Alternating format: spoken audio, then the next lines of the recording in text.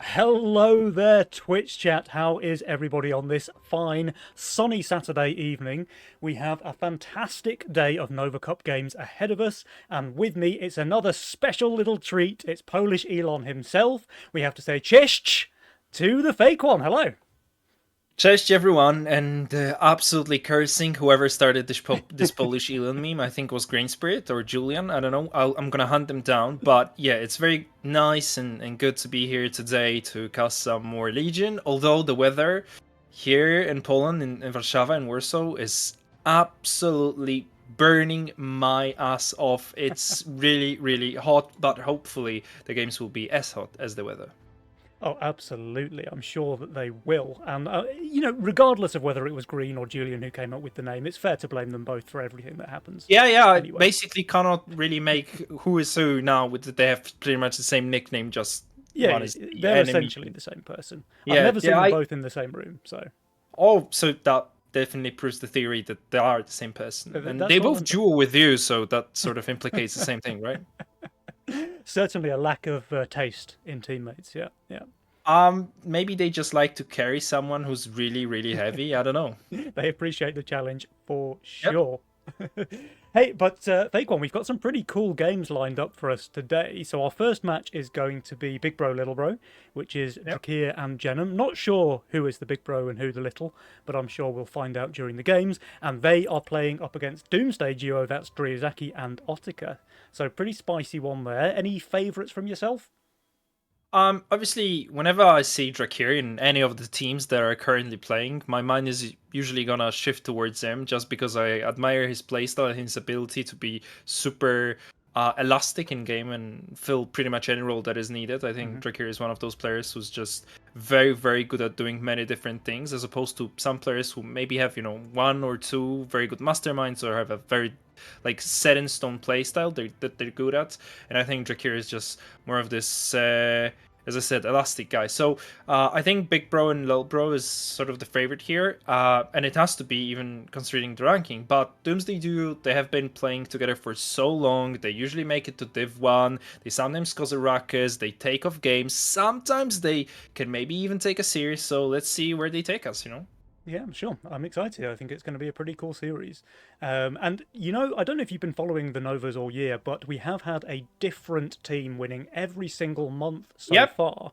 Now, I don't know if this is some sort of five-head strategy from Drakir to swap out his teammate, because now technically it's a different team, right? So that means Drakir can win again this month, according to the And script. yeah, and that would make him the only two-timer this year, even though it's with a different teammate. So yeah, Uh-huh. that makes absolutely a lot of sense. I think Lucy was unable to play today, Yeah. unfortunately. Yeah.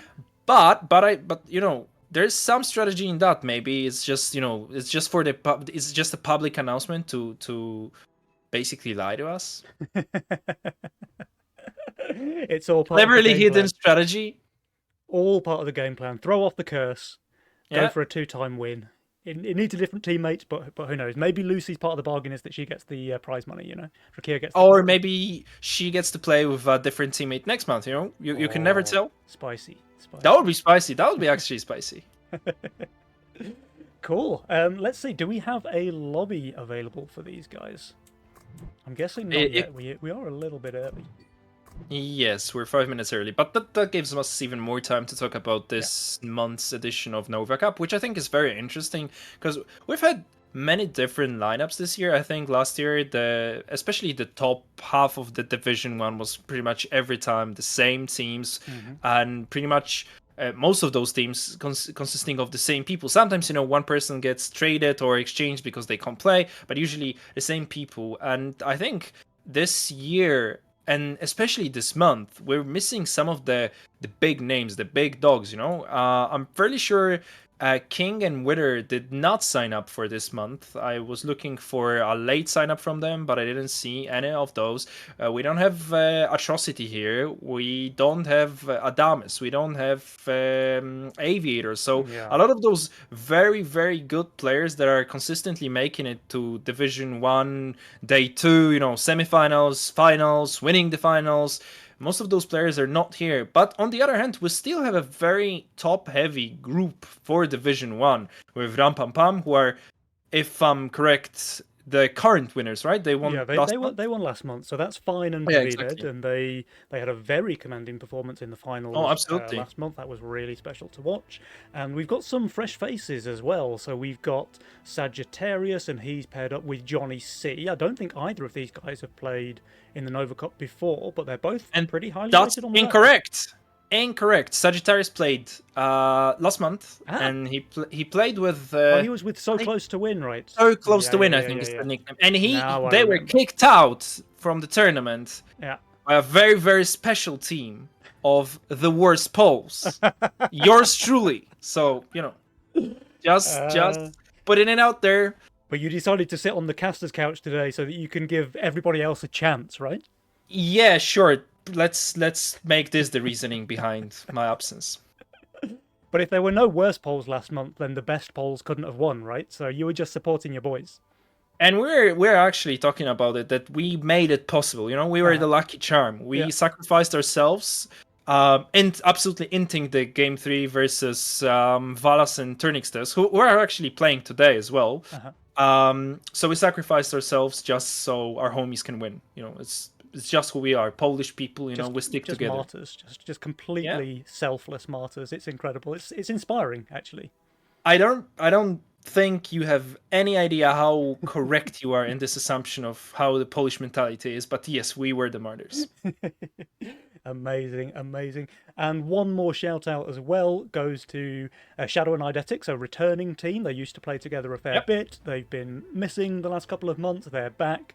And we also have a couple of completely fresh faces, maybe because some of those big names that you mentioned aren't around this month, but we have a couple of teams that we haven't seen up here in Division 1 before. So we've got Bosun and Natano, we've got 1M20 and Intense, and of course Doomsday Duo. So Doomsday are normally rocking it up in Division 2. I think they've won there a couple of times. Be interesting to see how well they fare here in Division 1 this month.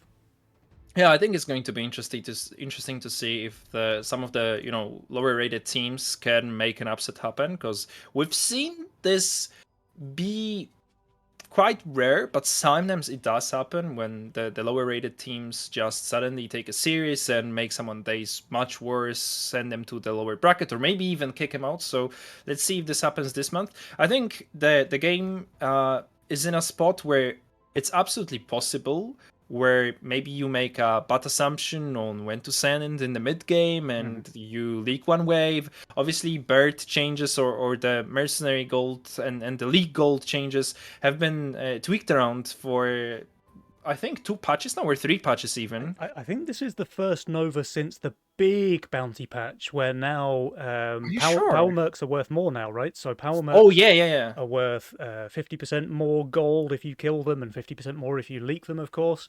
And the income mercenaries are now worth less. So if you're overbuilding and someone income kings you, you are rewarded less, because you get less bounty, and if you leak that ogre on 1 HP, you are punished more because the ogre is worth more gold as well. So be pretty interesting to see how that works out here in the Nova, and whether one team in particular has adapted quicker and better to the new meta. Yeah, but we've seen a lot of players just play fairly high values, trying not to leak at all, and not give out the leak gold to the enemy, which was obviously buffed some time ago. But also, just it seems that a lot of the top 10 players currently like to take less risks in the early game, let me put it that way. You may know this guy Pennywise. He's notorious for being great value. No, I'm kidding, but obviously fast and aggressive, you mean? Absolutely. You're going to say fast and aggressive. Yeah. High speed velocity beast is what I would call him. Thank you. Well, we have got a lobby available now, guys, so we should be getting into this first game very, very soon. And look, I'm a pretty chill out guy, right? I don't need to retaliate when you slag off my ladder play, because I don't know if you've seen your elo lately. Oh yeah, I'm absolutely dumpster fire right now. So you don't even need to say anything. I'll actually shoot myself in the head for where I'm currently standing. Those in glass houses should not be throwing stones, my friend. True. But hey, we have a game on our way, ladies and gentlemen, boys and girls. The first game of this June Nova Cup is underway. It's Big Bro, Little Bro on the left versus Doomsday on the right. Let's go.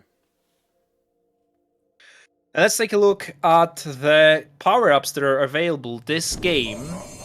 One aggressive option in AoA, Divine Blessing, which is one of my favorite power-ups in the game, as it obviously creates so many like weird scenarios where you can suddenly push extremely hard, or you know that you're good for a certain amount of waves, especially with certain units. Let's say, I don't know, a Phoenix, a Doppelganger. Those are the units that will love Divine Blessing a lot. We also have Vampire, which can in some cases create for very, very interesting auras. I'm not sure if we'll see something like that happen, although Orica has taken a Nightmare, so maybe that's something he's going to be interested in. But we have Greed and Cash Out for the Japanese duo, and Big Bro and Lil Bro.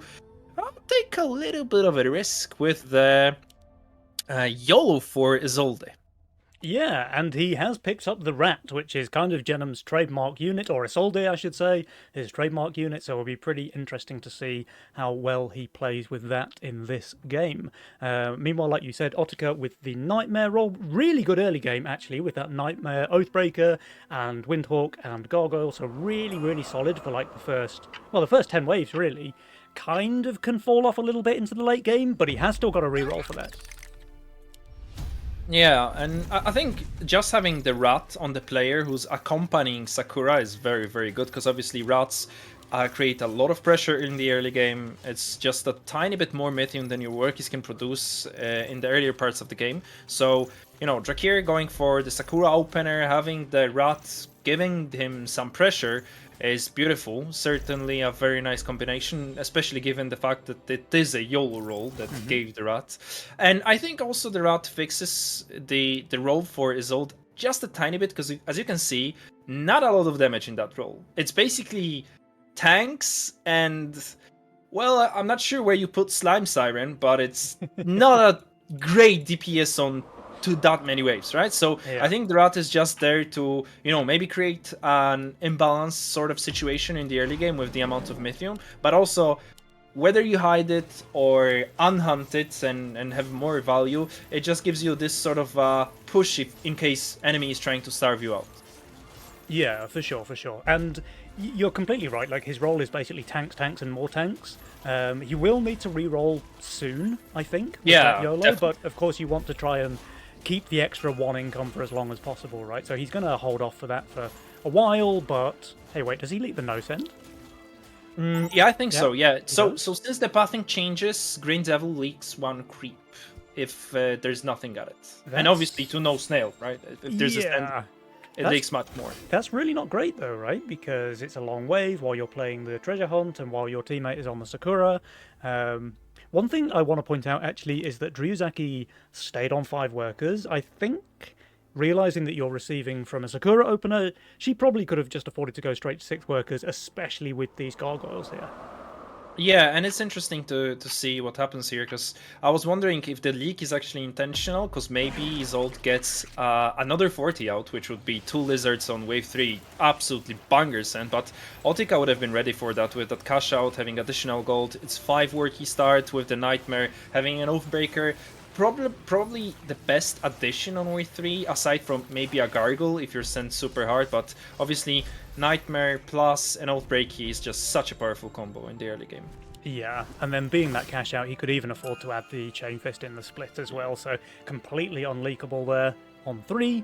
And we'll have to see, because everyone's going for more income here on 4. The one difference is this Robo-Send coming out from Otika, who will be able to add a snail as well. But Drakir is on value there, 350. We'll have to see, is that Robo going to be enough to pop his Sakura here, wave 4? So that will be actually close. There's a PV, so it could save the Sakura, but let's see what happens. Also, we see that Isolde has rerolled their roll. They have Desert Pilgrim, they have an Archer, they have Yuzora, so a bit more options, but still little damage, and Drakir is certainly leaking here to the Robo. Yeah, that's pretty clutch. Okay, really good Robo-Send there from Otika, taking down the Sakura. It's really important to shave off some of those early game stacks, right? Oh yeah, definitely. And it's, it's always such a weird play because if you build just a tiny bit more, the robo doesn't do anything, and it's minus the income. So it's always a gamble when you're playing Sakura, whether you try to overbuild and maybe try to anticipate a tiny bit if the robo is coming. But on the other hand, even if you leak, but you get a lot of workies, and you can see Drakir is already on 8. If there's a Send coming here, it's probably an easy push to 9, maybe 10 if he wants to be a little bit crazy and you just accept the wave 7 league, but you're so ahead in potential income, in the amount of Mythium that you can amass. And as you can see, Penny, Drakir and Isolde both sitting on almost 100 Mythium right now. So it seems to me that they will try wave 6, maybe wave 7, big Send, and that is also something that saves their position, because as you can see, neither of them are essentially great on wave 7. So to do that would be very important. Yeah, and a really spicy play here. Otaka, I thought he was just going for the income snail, but no, he actually sent a post-income robo as well, and that's back-to-back leaks on Drakir's Sakura. So what do you think about this situation? Okay, we can see that Drakir is sending right now, because it's interesting, because on one hand, sure, you're getting the stacks, you're creating those small leagues that's not really that big of a financial loss for Drakir, but obviously the loss of the stacks hurts more. But on the other hand, you create long waves, you put yourself in potential danger because the enemy is saving up on you, so that's interesting from Otaka to try and, hunt the stacks for whatever the cost may be. Yeah, I think it's pretty good value. I think especially because Drakir goes for an income send here on 6. I think that makes it very, very worth that he's killed the Sakura twice now. Looks like Isolde's got a pretty chilling hold here. Let's have a look at Otaka though, because he's received a 160 double brute robo send. This is going to be a massive leak here. So what I wanted to say about the Sakura stacks was, if they had just continued to starve, or if they had both full sent here on 6, because look at this, Driozaki's barely holding against the double fiend send, right? So imagine if that's double brutes instead, and now we get some serious king damage on the side of Driozaki and Otaka, right? But Drakir went for the income send, and that kind of makes it less worth the fact that they had long wave with his Sakura leaking. So I think it's pretty favourable actually for Doomsday. So I would actually disagree for once. I think Drakir and Isolde just come out better on the whole exchange, because it seems to me that Drakir is fairly safe on wave 7, which is usually the really bad wave, the absolutely worst wave of all waves, aside of maybe wave 14 for Sakura, but they usually have some different answers. But it seems to me that Drakir is pretty safe here. Look at that. He's overvalued, plus 20, has the Slime Siren, has the Veteran, maybe not that much damage, so maybe there's still a leak, but even if there is one, it will be a small one, and it seems to me that Isolde is solid as well. So, they got big king damage. They actually have a quite high Mythium advantage, because as you can see, Drakir has not sent here. And Doomsday Duo will have to figure something out, I think, maybe before wave 10, trying to look for a weak wave. Nice brute snipe. Yeah, pretty nice enemy lane aggro there from Drakir. He does lose the Sakura again though, so it's not a complete disaster for Otaka here. But once again, it's a very small leak while the enemy is saving. Look at that, 150 Mythium on Drakir, and he here. So that will turn into a potential ogre on wave 9. On wave 8 if they want to go for it. I'm not especially convinced that will be the play, but okay, ogre will not happen. Yeah, but that is a pretty juicy throw leak here. He just goes for income again, actually, on Drakir. Well, the units on Driozaki's board are very good in the early game, right? Harbinger, Green Devil, the Sea Dragon, all of those units are super good prior to wave 10, but after that they sort of fall off, so I can kind of understand why Drakir is going for those income sends. He just wants to outscale the enemy and be stronger, better in the late game, right? Yeah, he has a pretty decent late game role as well, with the Halo, with the kind of Chieftain on the Banana Haven, that sort of thing gives him quite a lot of options. I was really worried about Driozaki on 10 actually, but she's just showed this Daphne, so that obviously makes her a lot stronger there. Kind of the only option she had really to hold 10, because Harbinger Green Devil is just garbage on that wave. No, absolutely. It's terrible. I think the Sakura is dying once again, so maybe Oh. there's a challenge being played here for Drakir. Have win with Sakura with no stacks, or maybe sub 5 stacks, as it's currently on 4, and it doesn't seem that it's getting any more. Yeah, By the way, Druzaki leaking to the income send, and the Cannoneer hurts so much. it's actually better than it used to be, right? With the bounty change, so that's Sure. less gold leaked to them before. A bit less Burt going over in favor of Drakir as well. But it still sucks. It still Let's sucks. be It still sucks. honest. Yeah. And if we have a And look it's at interesting. the economic situation as well, we have higher income on both Drakir and Isolde. Now, sure, Ryuzaki held on to her Mythium here, so she's not in a bad spot. But yeah, like economically, things are starting to just go in favor of Drakir. Yeah, and look at that. Solid on income plus 110 Oh, value. that's what I like to see. Come on. Yeah, I think Drakir has cracked the code, you know? Yeah. How to have your Sakura always get the stackies? Just be plus 100 value. On wave 9, by the way. On wave 9. Pretty juicy indeed. And he has that Halo and the Alpha Male as well, which means he should be chilling on wave 10, which is usually a pretty bad wave for the Sakura. So, I think looking at all the boards right now, we can sort of try to start thinking about how the mid game, maybe the late game, will be going here. Because, as we can see, Juzaki incoming, Drakir incoming. Drakir is also very, very overvalued, so I don't think he intends to league on 10. That's a bunk, by the way, preparing potential wave 11, wave 12 sense. He has enough value to support the fairly weak board on wave 10. Because, let's be honest, Bank is not the great on wave 10, Sakura is also not the greatest, and that prompts the change of decision. There's an Arc of Justice, which is super good on wave 10.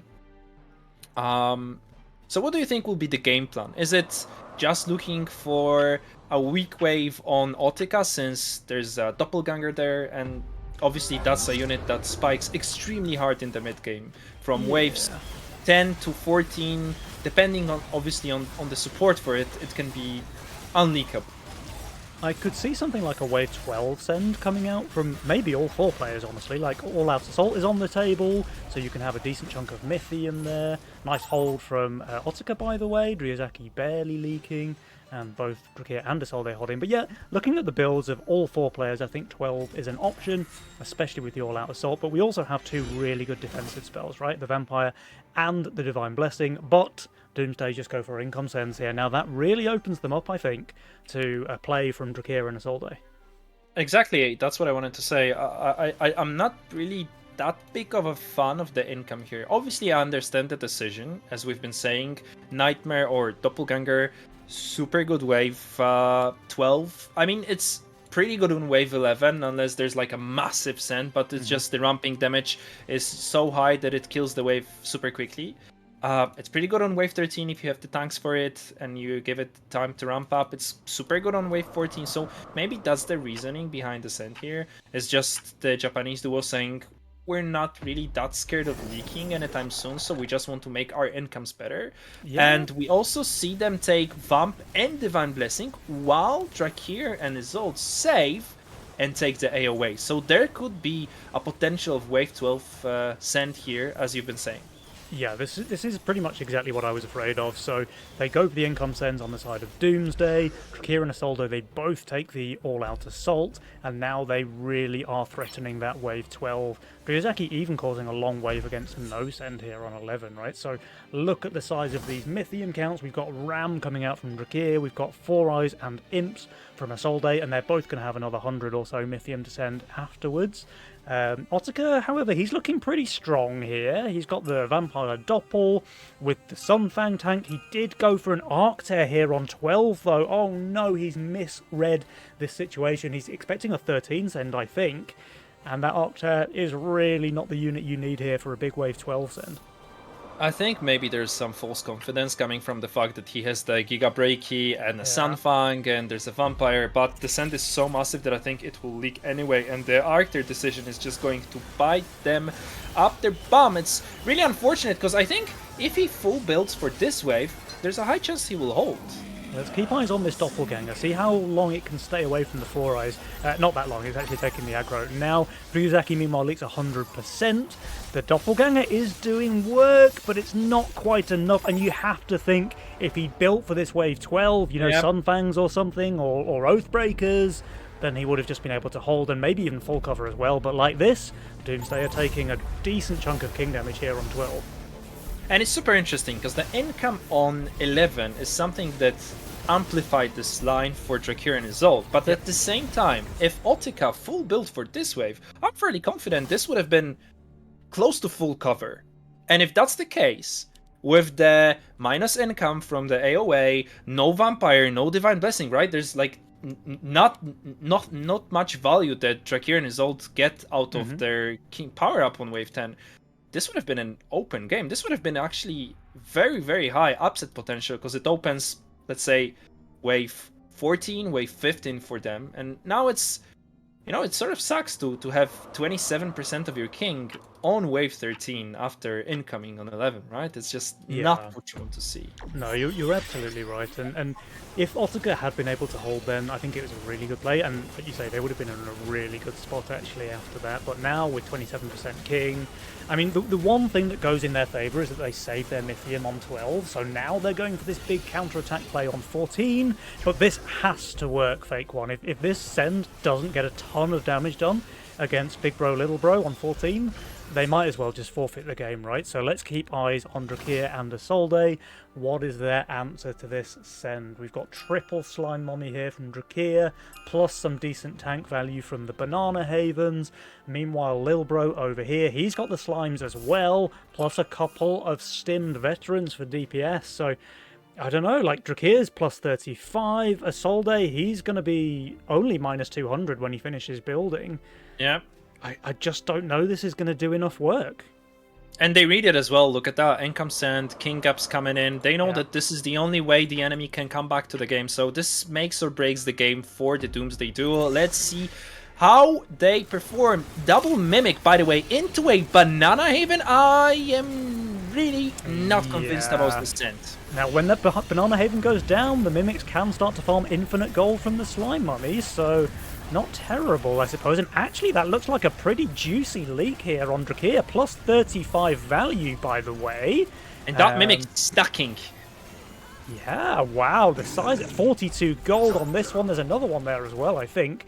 50 gold shut down on Isolde, 81% leak, 42 gold Mimic, and a 67% leak on Drakir.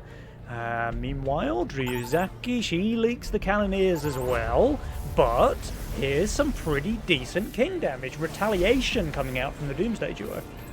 So good read from Big Bro, Lil Bro to income here and to king up. That saves a lot of king HP. That still leaves them in a commanding position to win the game. But honestly, I thought they would have done just a tiny bit better on this wave. Surely Isolde, not much damage in that lane, you know? I'm just gonna say it out loud. Not much damage going on there, but it's just a YOLO. It giveth, it taketh. You know, it's just one of those games. But I still think they did extremely well for the state of the board. The Slime Mummies cooked. They bought enough time for the Daphnes to do some damage. And the Stimmed Vets, love that tech. Love that tech. Yeah, Stim Vets plus Daphnes actually is a pretty underrated combo, you know, because the Vets are doing super attack speed and also doing basically double damage with the Daphne debuff. Yeah, I actually love Stimmed Peewees with Daphnes, because that's unreal amounts of damage for dirt cheap. That's the tech I love. So it seems to me that the game likely to go 17, maybe 18, but I doubt they will have enough value.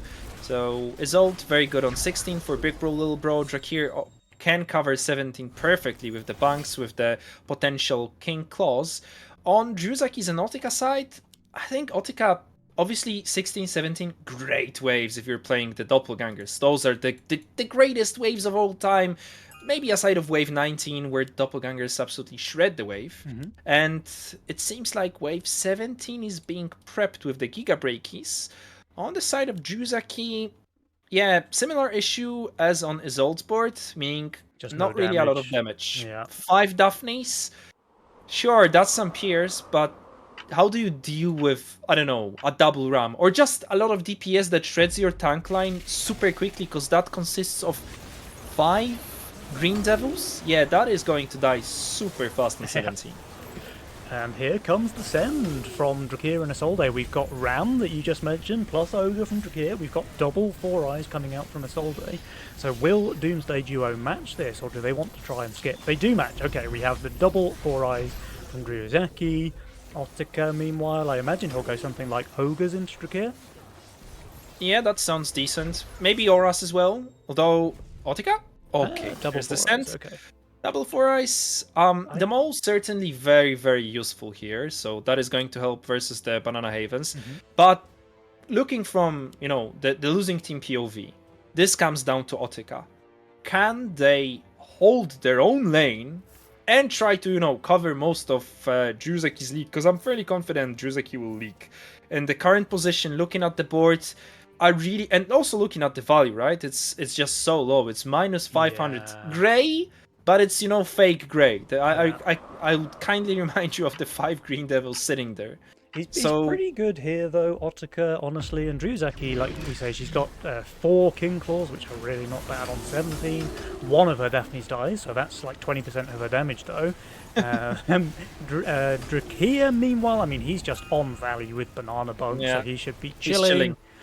So let's keep eyes on the Doomsday Duo. We need a miracle hold here from Ottika. Can we find his doppelganger? We can. One of them is still alive, with Vampire as well, but it is going down now under the gaze of those Four Eyes. So that will be a leak from Ottika, that will be a leak from Dryuzaki, and I believe that will be GG here on wave 17.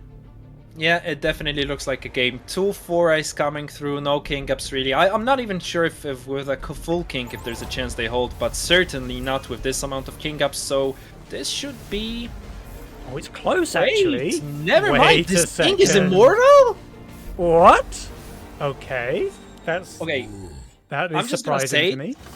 Sky King absolutely cooked here. How did he help himself so well against the Four Eyes? Yeah, that was crazy. Well, Four Eyes actually does way less damage against the King than it used to, right? I think they just straight up like reduced its damage by 40% or something against the King specifically. Like, I don't know.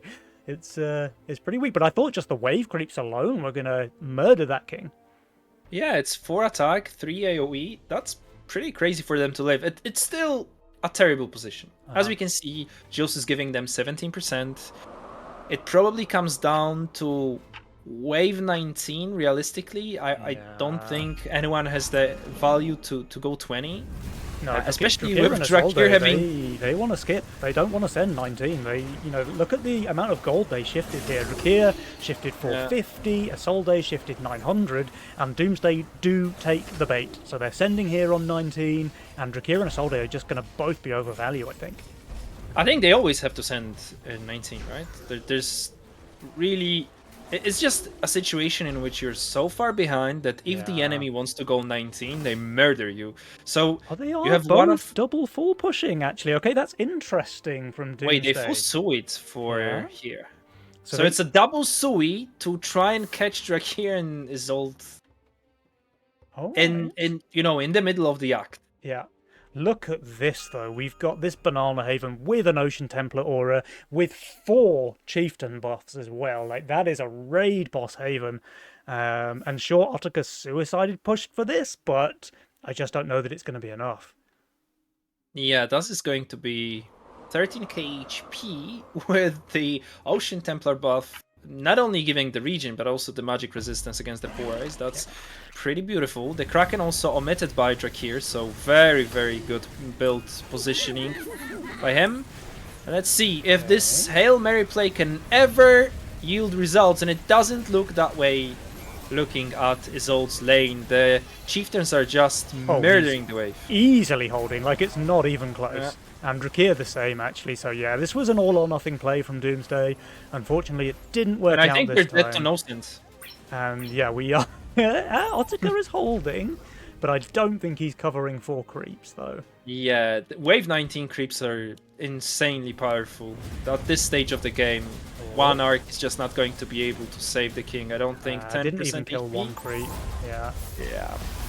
Okay. It's just...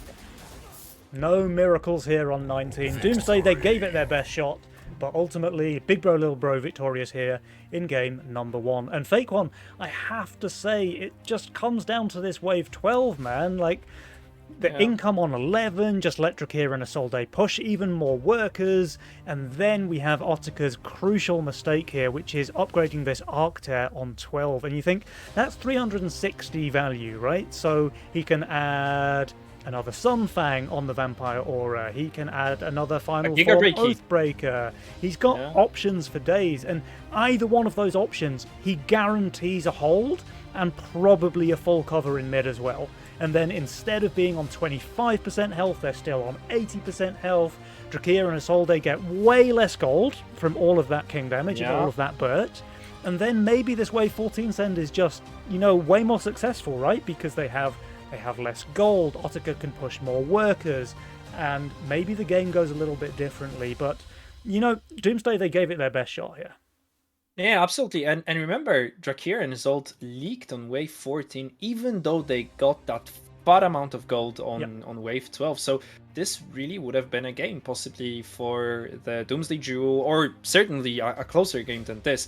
But still, valiant efforts. I think this was closer than it appeared on paper. You know, we come out here and start talking about the teams. We see one of the teams is, let me check their elo.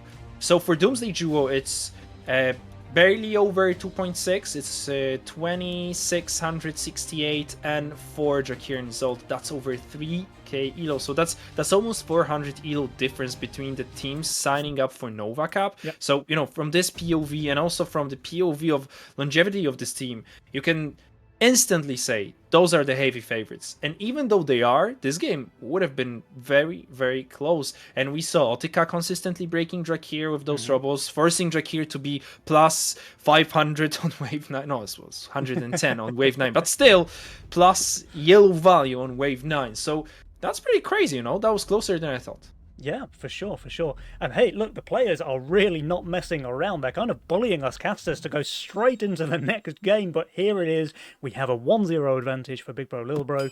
Game number 2. Let's see, can Doomsday turn their fortunes around as we go into game number 2? Fake One, what do they need to do differently this time around? You know, I don't want to do theory crafting on what they need to do differently, because I can already see that they are doing things very, very differently. We have a castle from Druzaki, we have a Megamind from Otika, and I think it gave them lock-in, yes. And I would assume they randomized the no, it is not a randomized lock-in. It is a lock-in disciple, because it's a magician game. On the other hand, though, we have Drakir with the champion and Isolde with castle as well. That is some wild game in terms of masterminds, okay? Oh, that's a very, like, slow game plan there from Drakir and Isolde. Now, I think it's pretty interesting, especially because if you look at those Legion spells, we have 3 pure, like, buff/econ spells, right? There is no all-out assault, there is no robo squad or something like that to go for that big wave 11-12 send. We only have pure defensive spells. So I kind of like the slow and steady game plan here from Drakir and Isolde in this game number 2. Yeah, certainly. And champion, very good mastermind if you have something to pair it with. Here, potentially magician if Drakir wants to go for it. There's a Windhawk and an LOD, not the greatest options, but, you know, some options. But I want to quickly highlight something going on in lane 3, which I'm really not a big fan of. And there's actually 2 things that I want to comment on here. So first of all, the Scallywag opener, or actually Pirate Skeleton opener with Castle is terrible, because you cannot push the 5th war key. You're stuck on 4 war keys until mid wave 3, where you can get the 5th one. That really sucks. Super slow early game.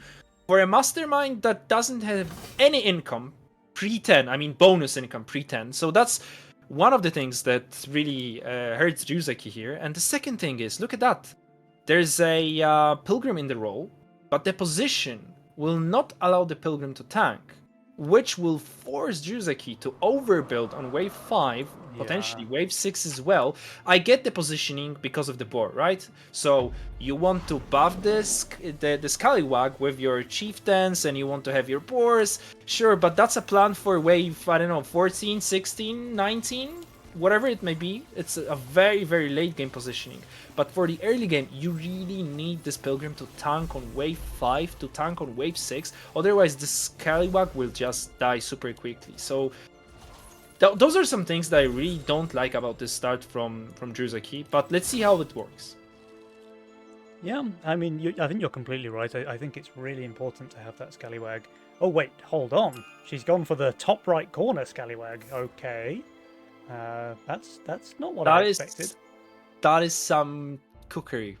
That is some Okay. cookery, fam. So maybe there's a super mega cheese position half square down for the Pilgrim on the left side, on the left wall, and then maybe tanks like half of the wave while the Scallywag tanks the bottom 5. I don't know. I'm trying to look for an angle here, but in the other lanes, sorry. Once again, Isolde having the Wrath. It seems to be a pattern, and Baltica is leaking. Not great. Yeah, it's only a small leak, but again, it's not ideal, right? I suppose the one benefit is that it's a long wave for the treasure hunt here of Isolde, and yeah, like you say, once again, Lil Bro on his trademark unit there with the pack rat, so he used it pretty well in game number 1. Let's see, can he do the same here in game number 2?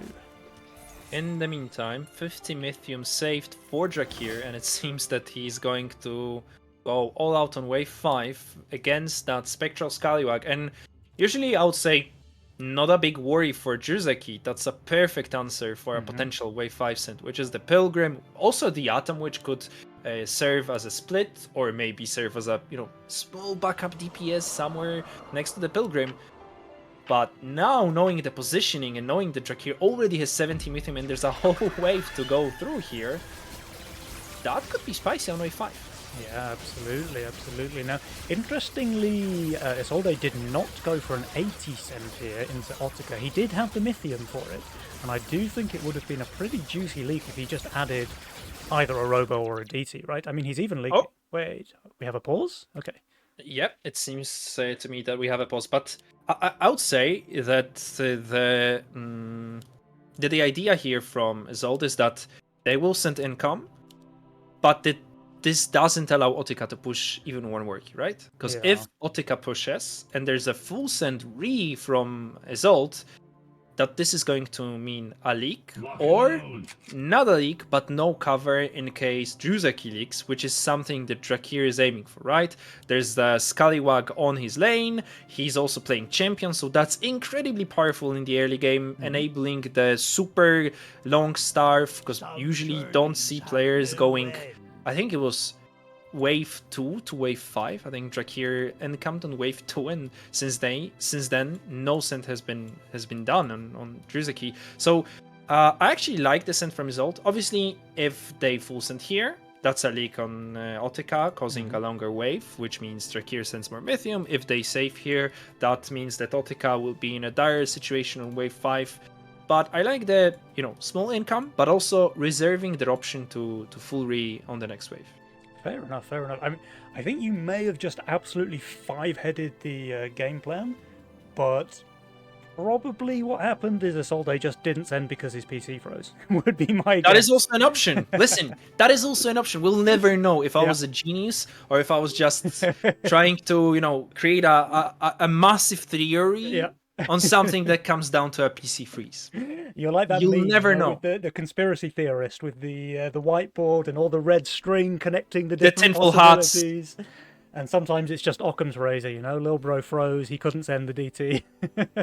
Very, very probable, by the way. I think we have a leak here anyway, no? Even without the 40 added? Or maybe the Zeus can just clutch this. It's very close. One more Lizard Spear. There it is. They wipe each other out at the same time. Drakir still gets those imps just in time, though, here. If there had been a pro leak on Ottica, however, he would have been able to add a Robo as well on 5, and then Druzaki really is in trouble. So I'm kind of curious how this will go, right? You were saying it right from wave 1. that Dryuzaki's Pilgrim won't be tanking on 5. Well, here it will tank, but it's only going to tank a few of those split Scorpions. It won't be tanking much, and crucially, it won't be tanking the boss. Will it tank one of them? Yes, it does. So okay. that's something to be happy with, unless it dies, which It would be does look very, like it's very dying. unfortunate, and it's dying. Okay, so Yeah. he only got off 2 heals there, which really is not ideal. And yes, Dryuzaki is leaking huge. That's a 73% there against the 120. And meanwhile, we have a little bit of Waldo action going on here from Otaka, actually. He let his Zeus die way too early, and he is going to be leaking 50% against the Fiend and the Snail. So Doomsday, this was a really unforced error here from Otaka. Pretty unfortunate, because now their king is going to be dropping. And you know what is something that you really hate if you're playing Castle? Early leaks, early long waves, when you're really suffering from the lack of income. Yeah, that really went sour for Dryuzaki and Otaka. And as I've said before, there's just no way for Otaka to push off this lizard on wave 4. He didn't push. He leaked anyway to a Fiend, if I recall correctly, or was there a Snail added by his ult? No matter what, we saw a big leak on Dryuzaki. That's almost 30% King HP on wave 6 already, and Drakir's in his ult's position, very, very solid. As you can see, Otaka sends a Robo here. I don't really think it will achieve much versus the Spectral Scallywag with Champion as well. So yeah, this game could be out of hand super quickly. It does. I mean, it already is. Yeah, it certainly seems like it's headed in that direction. Like, if we look at Jules' prediction up the top there, he's only giving a 25% chance to Doomsday, which does feel pretty much on the mark, actually. I don't always agree with Jules' predictions, but this one, yeah, it looks about right. And especially with this 71% leak to a resend here from Dryuzaki. Now, the one shining light is that Otaka does not Waldo this time around, and he is going to be able to cover at least some of that in the mid. So one Rocco goes down, maybe he gets a second as well. Not quite, I think. So still more king damage on the side of Doomsday. They are dropping well below 60% here. Or below 70%, Yeah. I should say. Yeah, that is just unfortunate. I mean, third time's the charm for Otaka. Was sitting on literally on value with Zeus on wave 6, so I think the hold was fairly warranted. And as you can see, Doomsday Duo, I think they're learning their lesson here, trying to overbuild a bit. I appreciate Dryuzaki's attempts to still stay on low value, knowing they have the Scallywag, knowing how powerful the unit is in the early game. But 2 steeds being added here should help versus this another full re from Drakir, the Brute, and the Robo.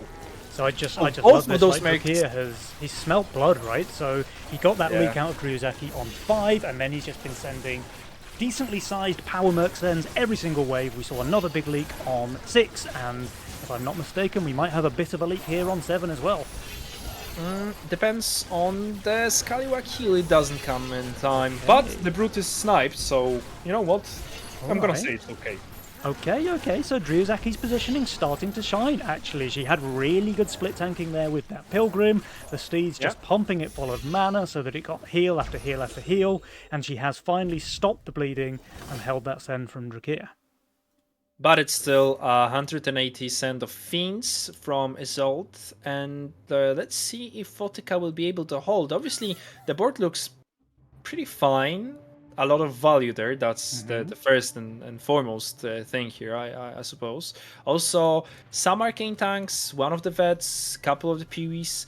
I would love some more PVs added, maybe on the right side, to protect the alpha male a little bit. It's great DPS on wave 8. It might die a bit too quickly in this way, but let's see.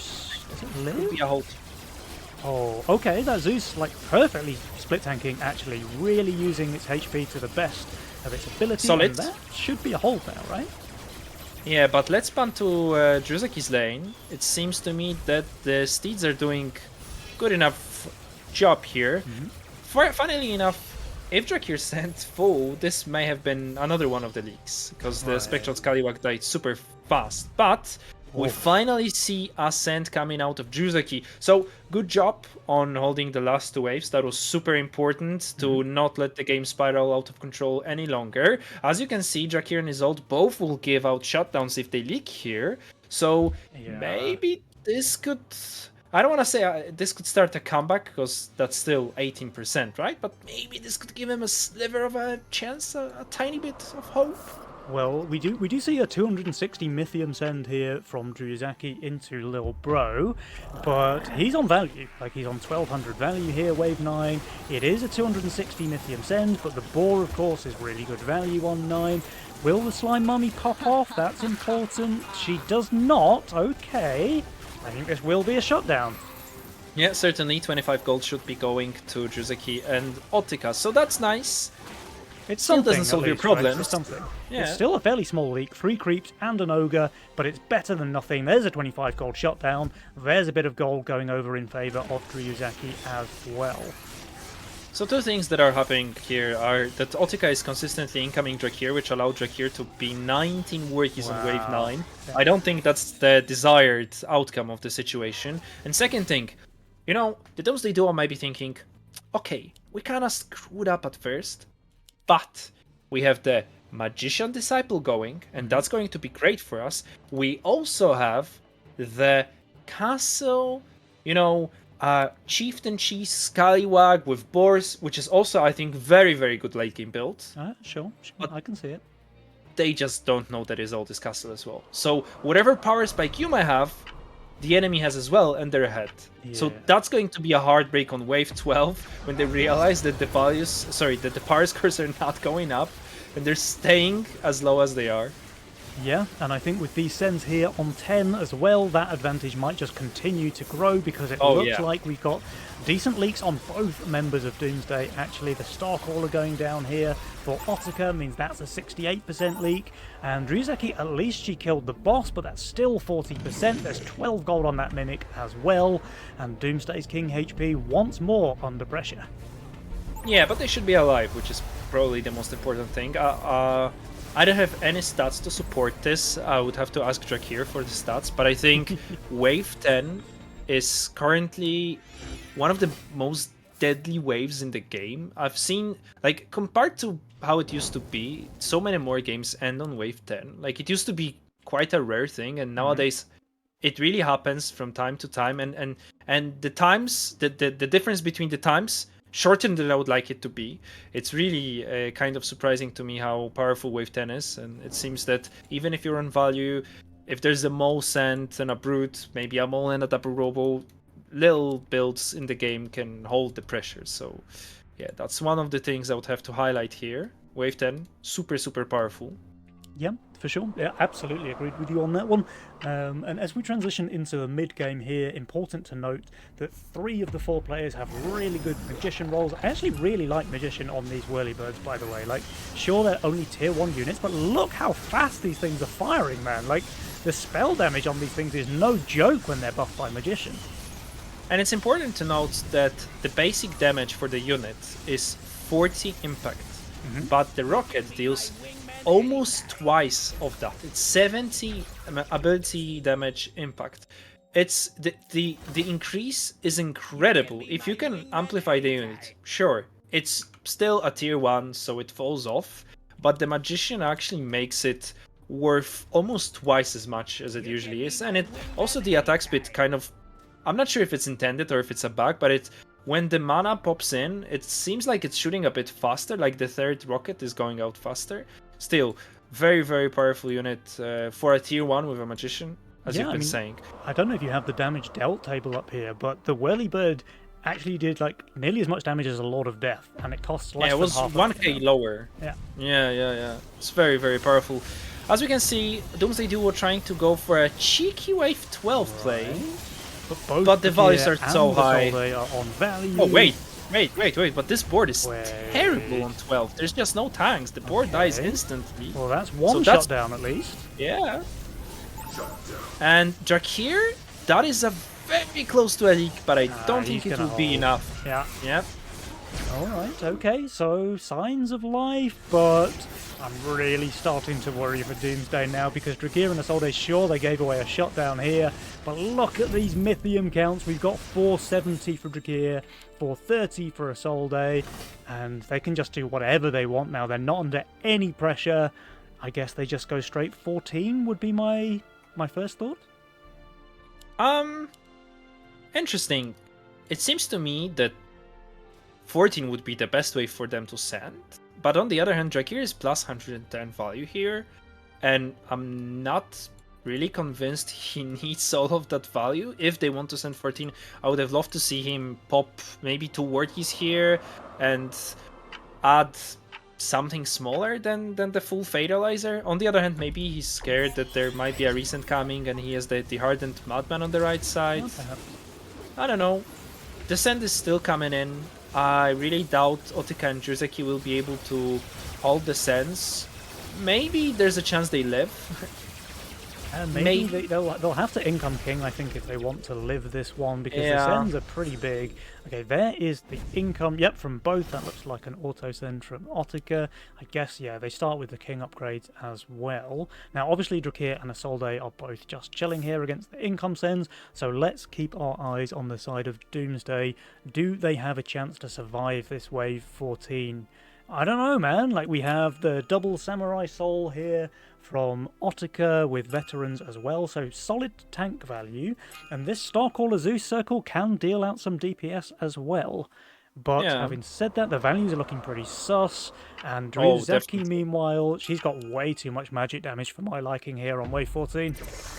Oh yeah, Druzaki, no damage at all, pretty much. I mean, 2 Harpies, sure, some impact damage from the Red Eyes, but aside of that, it's pretty much all magic, so this is definitely going to be a leak. So if there's someone to hold here, I would say it would be Otika, but the DPS is just falling way too quickly. The Starcaller is dead. Absolutely run over. That's a massive 133% leak from him. Druzaki actually did really well, but that's still 110% leak from her. Will they survive, though? That's the main question. We have 2 Four Eyes, 2 Ogres, and a bunch of chaff reaching the king. Will this be all she wrote here? Wave 14. It's close. But it's still a massive amount of damage, and it seems to me they're dead. 2-0 for Lil Bro and Big Bro, or the other way around, whichever bro you like more.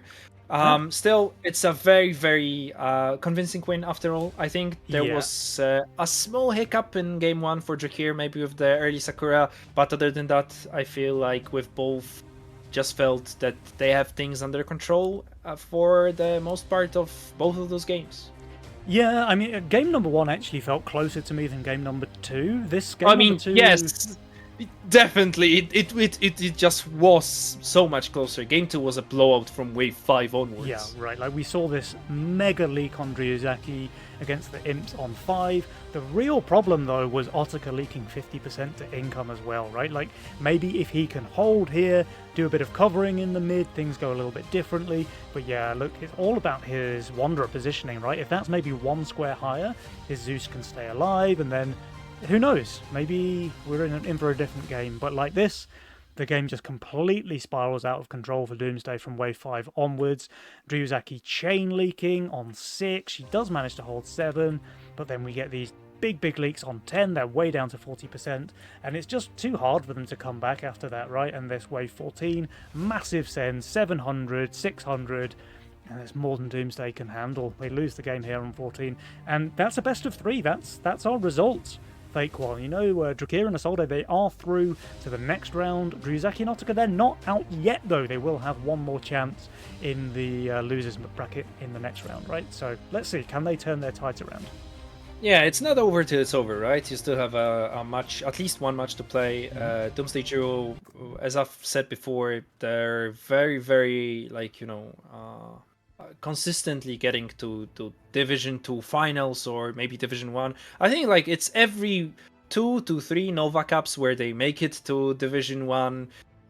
So this is not the first time they've been knocked out in the first round. I think this is a team that we have a certain amount of hope that they will recover from this loss. It was fairly painful, as we've been saying, but still, with maybe a slightly lower rated opponent, they can put up more of a fight.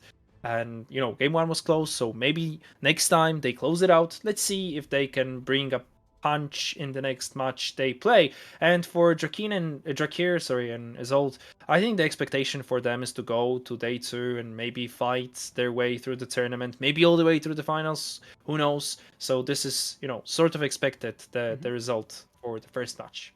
Yeah, for sure, for sure. But hey, Fakeon, we actually have game number 3 underway right now, which is Sagittarius and Professor Chaos versus 1M20 and Intense. So we can hop into that one and at least catch the full best of 3 experience over there.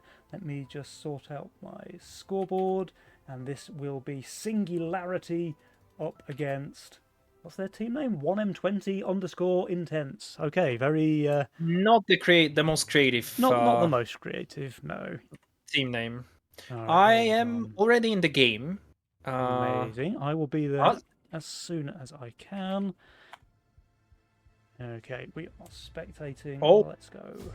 So, a minor spoiler here. Very, very aggressive game on our hands. Overwork and a Robo army. And both of the teams are going for Cartel and Fiesta, so, you know, probably the most aggressive lineup you can hope for. And a very beautiful Fiesta for 1M20, I suppose is the nickname. Because Wave 3, they only leaked the Brute. So, beautiful. Pretty juicy. It is one of my favorite Fiesta openers, if you can get it. It's the Whirlybird on 1, add nothing on Wave 2, go 6 Workies, and add the Casket on Wave 3. It's just so obnoxiously powerful. You leak, I think, 33% on Wave 2 to no send. I'm not sure if there was a send here, but you leak 33%, which is a very, very solid Fiesta, considering that you're 6 Workies. And then on Wave 3, you either hold or leak a babyest amount, which in this case was only the Brute. So beautiful stuff here by the Bulgarian representative from... 1M20. I hate this nickname in English. yeah. I think we're gonna have to call them 1M just for short, you know. 1M, I love it. I love it, Penny. Alright, so yeah, we do have a 1-to-1 scoreline here with Sagittarius and Prof Chaos dropping game number 2. And actually, Jules is kind of favouring the side of 1M and Intense already here on Wave 5. I'm not entirely sure what he's basing that prediction on, but we do see full sends coming out from both the side of 1M and 1N. Let's see, can they get some damage dealt here? Wave number 5, Prof Chaos. Actually, with the double Whirlybird, I think these things are pretty juicy on 5. Like, they're decently tanky, and they also have just obnoxiously high DPS for the early game. Oh yeah, definitely. And if you get rid of the Scorpion King early, you can start killing off the smaller stuff, which obviously gives you more mana to pop out the big deeps. There's not really a lot of tankage here, though. So unless they... Professor Chaos snipes the Brute, this is going to be a leak. In Sagittarius' lane, though, minus 15, mega chilling, very good units, which is obviously the Chloropixie as well as the Treant to tank. So the full send, 120 Mythium, quite a lot, by the way, for Wave 5, but there's just no way for Sagittarius to leak here. So very good cover from him. This will even out the odds for sure. Yep. He's on 500 value, but still an impressive hold nonetheless. Will his Pixie die to the Brute? It will not! That's pretty sad. 19 HP left on that. Minus 5 Mythium for Sagittarius. Meanwhile, we do see a full resend coming out from Prof Chaos. There's a Brute. I imagine he will add the Robo as well. But 1M, he's chilling. He goes for the Zeus upgrade. He's going to be absolutely fine, I think. And yeah, and you said before that you weren't sure where the percentage came from for the 1M, 1N team, and it came from the fact that Professor Chaos has been sending full every wave, and 1M leaked the Brute on 3, full health wave 4, I believe they full health wave 5, there was like an income send, and now let's see how well they do on wave 6. The Whirlybird beautifully split times. The Brute dies instantly, so this will be either a, I don't know, a Lizard Leak or a full hold, and once again, 1M is just mega chilling versus Professor Chaos' attempts. Yeah. We do see Chaos starting to pull ahead in workers, though. Oh, never mind, 1M does equalise now, 12 workers apiece. Sagittarius leaking, meanwhile, to the resend. He didn't add anything here on wave 6, maybe one seedling. And that really feels bad. Leaking to an income king... 60 Mythium spent, and you're playing Cartel, so on one hand, sure, you like longer waves, because that allows you to utilize the added income, right? But on the other hand, it's just unnecessary loss of gold for Sagittarius, which I don't think he likes, but Still, there's this combo, the Tree of Life, Spectral, Scallywag, one of the most obnoxious things in the game, and this opens up so many weird lines like your teammate suiciding for wave 8 because you pretty much hold anything, wherever you want. So let's see if Sagittarius and Professor Chaos cook something up with this build. Well, you're absolutely right. Sagittarius can just easily afford to full push here. He does not need to add a single unit on wave 8, and he will hold pretty much anything that 1M can send, because he sent 120 here, right? So there just isn't anything that he can threaten him with on 8. So yeah, we do see Sagittarius pressing that worker button. Let's see how far he will go with it. We do have a full income send into 1N as well, but that's an easy hold for him with the Slime Mummies and the Disciple. And just look at this fake one. A really long wave with absolutely no chance of leaking. That is the speciality of the Scallywag and Tree combo. And for some of the newer players, or maybe players who have not seen this combo yet, first of all, very good for you. I hope you never have to face it in your life. But second thing is, Penny was not exaggerating. He was not kidding when he said this literally can't leak to the amount of Mythium that the enemy had. I would say, and this is not 100% sure, this maybe leaks to an Ogre. If the Scallywag gets stuck on the Ogre, if the whole wave keeps knackering on its head, maybe it dies. But otherwise, this just lives forever. But Yeah. a very good thing on the side of the Western team is that Intense gets the KP out, so even if their teammate leaks, which I believe happens here, even though there's a Cage of Pain, even though there's a Scallywag for 1M, which is obviously fairly good, there's just no damage to deal with the wave. The pack will die, which is lovely, lovely. That's a lot of gold that is saved. Wait. Oh, okay, we take it back. We take it back. It literally can die. But were the nerfs really that severe? I thought even after the nerfs it's super powerful. Okay, I'm gonna eat everything that I said before back, and it seems to me like Professor Chaos and Sagittarius are sort of out of this game now, because their big sand was supposed to be here, but the enemy had the KP answer for it, which, by the way, solid KP, 77 stacks. I think that's good enough for wave 8. And now they have such an incredible lead. It's only throwable by full sending constantly and the enemy holding, which might be the case here, by the way. Yeah, I mean, I guess Sagittarius was just one worker too greedy or something, because the thing was about to hit critical mass, right? Like, it nearly out-healed the wave, and then it died, and then they took 50% king damage for fun.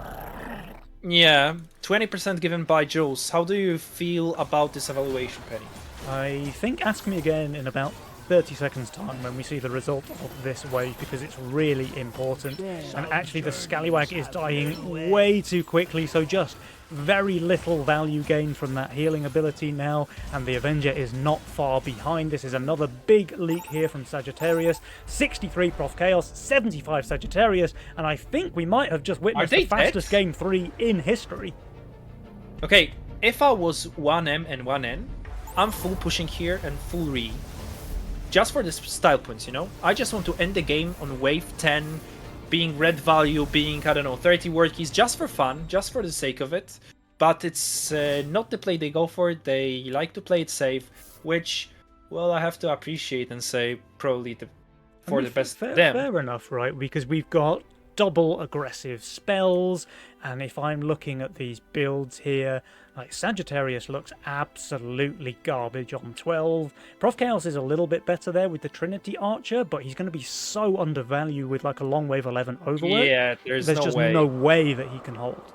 There's a chance they die next, by the way, because 1M and 1N are saving their Mythium. There's an overwork possibility. There's also a Robo Army possibility, which I kind of like even more. So we can see Professor Chaos build the Trinity Archer for this wave, obviously. Yep. But they have no damage for next. Not really a good tank line for next. Obviously, maybe they can upgrade 2, maybe 3 of the bucklers. Titan helps because of the buckler passive as well. But even if Descent doesn't come on wave 11, I think the game is just over on 12. Yeah. This would be my assumption. I feel like 12 is just the safer choice, actually. And yes, they do skip here, so now they can pick the overwork. There it is. Instant Snap overwork. pick. from the side of 1M, and yeah, I just don't see a world where Prof Chaos and Sagittarius live through Wave 12, I'm afraid. And you know what I would like from the Western team? F1M built to league here. Because we saw Intense shift a lot of value for this wave, even though there was an Income King on wave 10. They have the KP, they have a lot of tankage for the KP. They have the Dark Mage, which is, by the way, super good on wave 11 with the KP on wave 10 in the earlier waves. So there's no chance they can leak to any shenanigans that Sagittarius and Professor Chaos could pull. So I would love for 1M to just leak here and to solidify the longest wave 11 possible, so you can destroy your opponent in wave 12. Especially that seeing the values, you know that Professor Chaos is never holding. Professor Chaos is just dead on whatever wave they send on. There's just not enough value there. So it's all about leaking Sagittarius now. And I'm pretty sure Sagittarius is just trash on wave 12. Like, he has a Sovereign, he has this Scallywag. He just but it's going to be double Tree of Life on 2 fairly high HP units, and that sometimes creates beautiful leak. Juicer. Yeah, but that sometimes creates a situation which I would professionally call bullshit. So I would still love to ensure that none of this happens. You know? Fair. Okay, fair. Well, we'll have to see how it goes. Sagittarius, he's got 500 gold to spend. We're expecting 300 of that to go on a Tree of Life, but he could just maybe spam Tree of Knowledge as well. Honestly, so in theory, your best chance is probably Tree of Knowledge or just spamming the treants. But I've seen the TOL Sovereign do extremely well on wave 12 if there's like not enough DPS to instantly break it. So let's see what happens here, because I've been surprised by how well this unit does on this wave with this combination. But it's a 720 cents. The sends are enormous. I can't remember the last time I saw a 700 plus send on wave 12 fake one. This is crazy. So you know that BS thing I was mentioning before? I don't think any of this happens. No, by the way, almost 200% lead by Professor Chaos. And are we allowed to call this an upset? I think this is legally an upset here. 2 highly rated players, 2 legend players, Sagittarius being one of the top ranked players this season, losing to substantially lower rated players. So good job to the 1N, 1M team. Very, very good game. And it all comes down to this wave 8. So Sagittarius was confident that he could hold anything. I was confident that he could hold anything. Yeah. And actually his Scally just died and they took 50% king damage and, gave way too much gold over to the side of 1M. That meant their wave 9 send didn't get anything done. But, I mean, the re-Econ 9 from Chaos and Sagittarius was just the final nail in their coffin. They are not coming back after leaking the whole wave on 8 and then the whole wave on 9 again. The game is just donezo. And yeah, we see 1M, 1N, they just go for the safe option of skipping 10, skipping 11, overwork, sending 760 Mythium here, wave 12. And yeah, there was absolutely no chance for Professor Chaos and Sagittarius to survive this send. Very well played there from 1M and Intense. So that means, Fake One, we have our next round secured. That is going to be Big Bro, Little Bro up against 1M and Intense. And we will have that last chance, the lower bracket match, will be Professor Chaos and Sagittarius going up against Doomsday Duo. So we do need to have a bit of a 10-minute break. I would suggest give the players a chance to relax, give the casters a chance to rest our abused vocal cords. So I think we'll probably be back in about 10 minutes time. But I just want to say, really well played there from 1M and Intense. That was clinical, the way that they sliced up Sagittarius and Professor Chaos there. And I love how Sagittarius is 3k elo. I think you are 3k elo. I've peaked almost 2.8 this season, but our combined elos, none of us had the clue that this build would leak as hard as it did. And you know what the funniest part is? The opponent also didn't know. They only sent the Dino as an income. They had, I think there was like 60 Mythium lying around in 1M's pockets. They just didn't use because no one would assume this leaks. And prior to the nerfs, this never leaked. So the nerfs were actually harder than I thought. So congrats on that. That was really, really unfortunate, and also very, very funny that we've all been wrong. Everyone in this game didn't expect this outcome. Lovely, lovely.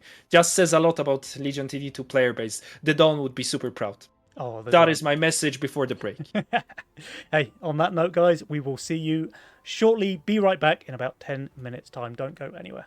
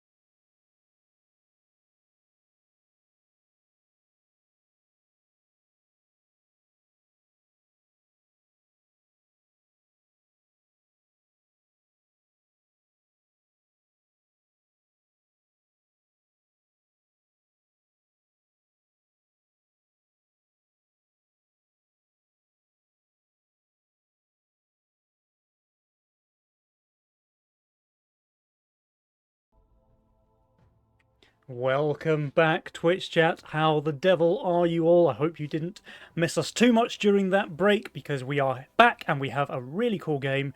We have that 1M and Intense duo that we just saw clapping Sagittarius and Professor Chaos, and now they really have to prove their worth because they are up against Big Bro, Lil Bro, that is Drakir and Isolde. So Fake One, do you think 1M and Intense can repeat their performance that we just saw demolishing Sagittarius and Chaos, or will Drakir and Isolde prove one step too far? What do you think? So that is a super interesting matchup just because Intense and 1M have wilder masterminds on their hands and in their pockets. I think 1M has been fairly good playing Chaos. He's a fellow Chaos enjoyer, so disgusting. Well, we've just it's just a result of our environments, okay? Do not blame us. We're the victims here. But yeah, I know that he plays a lot of Chaos. That is always a mastermind that when I see it in a professional, like a competitive game, the first thought is, well, let's see what the gods have in store for them, right? Because if the rules are good, this is one of the most powerful masterminds in the game. But if the rules are not really that good, the lack of income and maybe, the lack of having a solid foothold for you to push can cause you to die very, very quickly. So that's just, throwing the spanner out there and seeing whether it sticks or not. So that could be interesting. Also, we've seen them play Fiesta Cartel, which is always a set of masterminds that causes imbalanced games, and those can go both ways. So I would say if Drakir and Isolde play as solid as they did, outside of the Sakura permadying, if they play as solid as they did in the previous series, I think the edge is still on their side, but this should be a bit of a tougher opposition than the Doomsday Duo was. At least from my personal experience playing with all of those players, that is what I would say. Yep, fair enough. Totally agree with your rundown there. I mean, I would, before I saw them play in the previous match, I would have completely ruled out 1M and Intense from having a chance against Drakir and Isolde. But they played the last game super clean, like really, really clean. And the thing is, I would also sort of rule them out versus Sagittarius and Professor Chaos, right? Even just looking at the leaderboard, the leaderboard and the elo for all of those players. Even though I think both Professor Chaos and Sagittarius are fairly new to the competitive side of Legion, and Worst Pulse took out Sagittarius, so they proved that it can be done. But yeah, it's just a bit surprising to me that they managed to win over the opposition. I think they were called the Singularity. Yeah. So Singularity goes to lower bracket, and let's see how they do versus Drakir and Isolde. Because if the previous match was a challenge, this is way tougher one, just because of the amount of experience on Isolde and Drakir. Yeah, absolutely, absolutely. We have a lobby, by the way. So I think that if you look at the seed rating of the teams, I think 1M and Intense was something like 5, maybe even 600 elo lower than Sagittarius and Chaos, right? So it was a massive gap between those two teams. And that game number 3 didn't look close. Like, maybe things would go different if the Scallywag did just clutch it on wave 8 and then full cover his teammates and all the rest of it. But it didn't go that way, and we just saw them getting demolished there for Sagittarius and Chaos. So, I don't know, man, like, if 1M and Intense, if they can repeat that level of performance here against Drakir and Isolde, I'm giving them a chance. But and they also... Yeah, I'm sorry. That was terrible for me. I just destroyed your cut to the game, which I'm very, very sorry for. I just inted you. This is the Colorcaster inting the play-by-play. You have witnessed this firsthand. 7 years of experience taught me nothing. I murdered my co-caster's segue, so sorry for that. But I just wanted to say, we didn't see the previous 2 games, but they also had to win one another game, right? So there's a reason for the 2 wins. Some were there that we don't know. We only saw one of the wins. So this really, puts 1M and Intense in way more dangerous position than I initially anticipated them to. But now, got us through the game. Oh, okay, it's me. Okay, it's my cue. Hey, guys, so thank you for that, Fake One. Here we have game number 1. We are about to find out, can 1M and Intense repeat their performance against Drakir and Isolde? Game number 1, let's go. How was that? Did I salvage it, or was it a bit? That was no, that was very solid. You know, if there was a slightly more competent person by your side, this would have been perfect. But it's just, you know, it's the teammates. There's just nothing you can do. Sometimes there's just nothing you can do. And I tell you what, Fake One, if I were 1M and Intense and I felt like I was in a bit of an underdog situation, I would certainly want to be playing Potem Mask in game number 1. So yeah, look at the roll. I like the way that he rolled that. Everything you need. This is literally everything you need in the rule. Maybe a better wave 10 answer, like a Zerker. But aside of that, you have a cheap tank for wave 5, 6. You have an arcane tank if they, I don't know, cringe you at some point. You have Treant, which is, aside of Madman, the best answer to a wave 7 Mimic. And you obviously have Potem Mask in a game with Titan, Divine Blessing, or Venture, which all are great with the build. If you get an early Aziria, very easy to take Venture because of how well the unit does on wave 11. If there's a Starve, Divine Blessing, perfect on the unit. Titan, also not bad. So yeah, beautiful roll for 1M. Also, we see double Castle, double Greed, so no one going for the super aggressive Masterminds, which makes sense considering the power-ups, which are all very defensive, I would say value heavy. Yeah. Like the 2 really strong buff spells. I think Titan is probably less good on the Aziri than it used to be, now that her spell does a bit less max HP heal and is more of a flat heal. But Divine Blessing still... And it's always worse than Divine Blessing, right? It's just never going to be better. No, it's of course worse than Divine Blessing, but Divine Blessing is much riskier, right? Because when you leak, you lose the spell, and then you have nothing for the rest of the game, whereas Titan stays with you forever, which is pretty nice. But Intense, he's got a pretty Pog roll there as well. We see the Zeus Ball, so really solid top end there, and just decent cheap units there with the Gargoyle, with the Buckler, and even the Whirlybird. So his early game is going to be solid, his late game is very, very strong, and just on the strength of rolls alone, I kind of favour 1M and Intense here in game number 1. Oh yes, definitely, but I really don't like Intense's decision here to upgrade the Whirlybird. Was he skipped on wave 1? Because you can see the enemy is playing Sakura. You have Whirlybird and a Gargoyle, the 2 best units on wave 3 in terms of the build, right? There's not a better unit that you can get with Whirlybird. I would have loved him to go 6 war keys and try to, you know, snowball a bit with the income because of how powerful Whirlybird is on 1 to 3. Obviously, wave 4 is not the greatest, but there's an answer on his in his role, which is the Serpent. Okay, I mean that Serpent is going to have to do some work here because we do see a Brute coming out here from Isolde. So Intense, I mean he's on 390 value, Fake One. I think this should be a hold from Intense, but we'll have to see. The thing is, the Brute would have been perfect if he pushed 6 workies, which I would always do having Gargoyle and Whirlybird, but you can see the double Whirlybird on 3, and Bruting that is really, really interesting from his ult, so maybe banking on the fact that, I don't know, Intense pushes no send, or maybe they have no answer at all to wave 4, I don't know. One of the Whirlybird dies. Very, very fast. Oh, but the Brute goes on the Serpent! Okay! Alright. That is interesting. That's really fortunate, actually, for Intense, but I think with that 400 value, he was pretty fine regardless. Does kill the Brute. Leaks 3 creeps. Okay, I think you probably want to hold when you're on 400 value, but it's not the end of the world.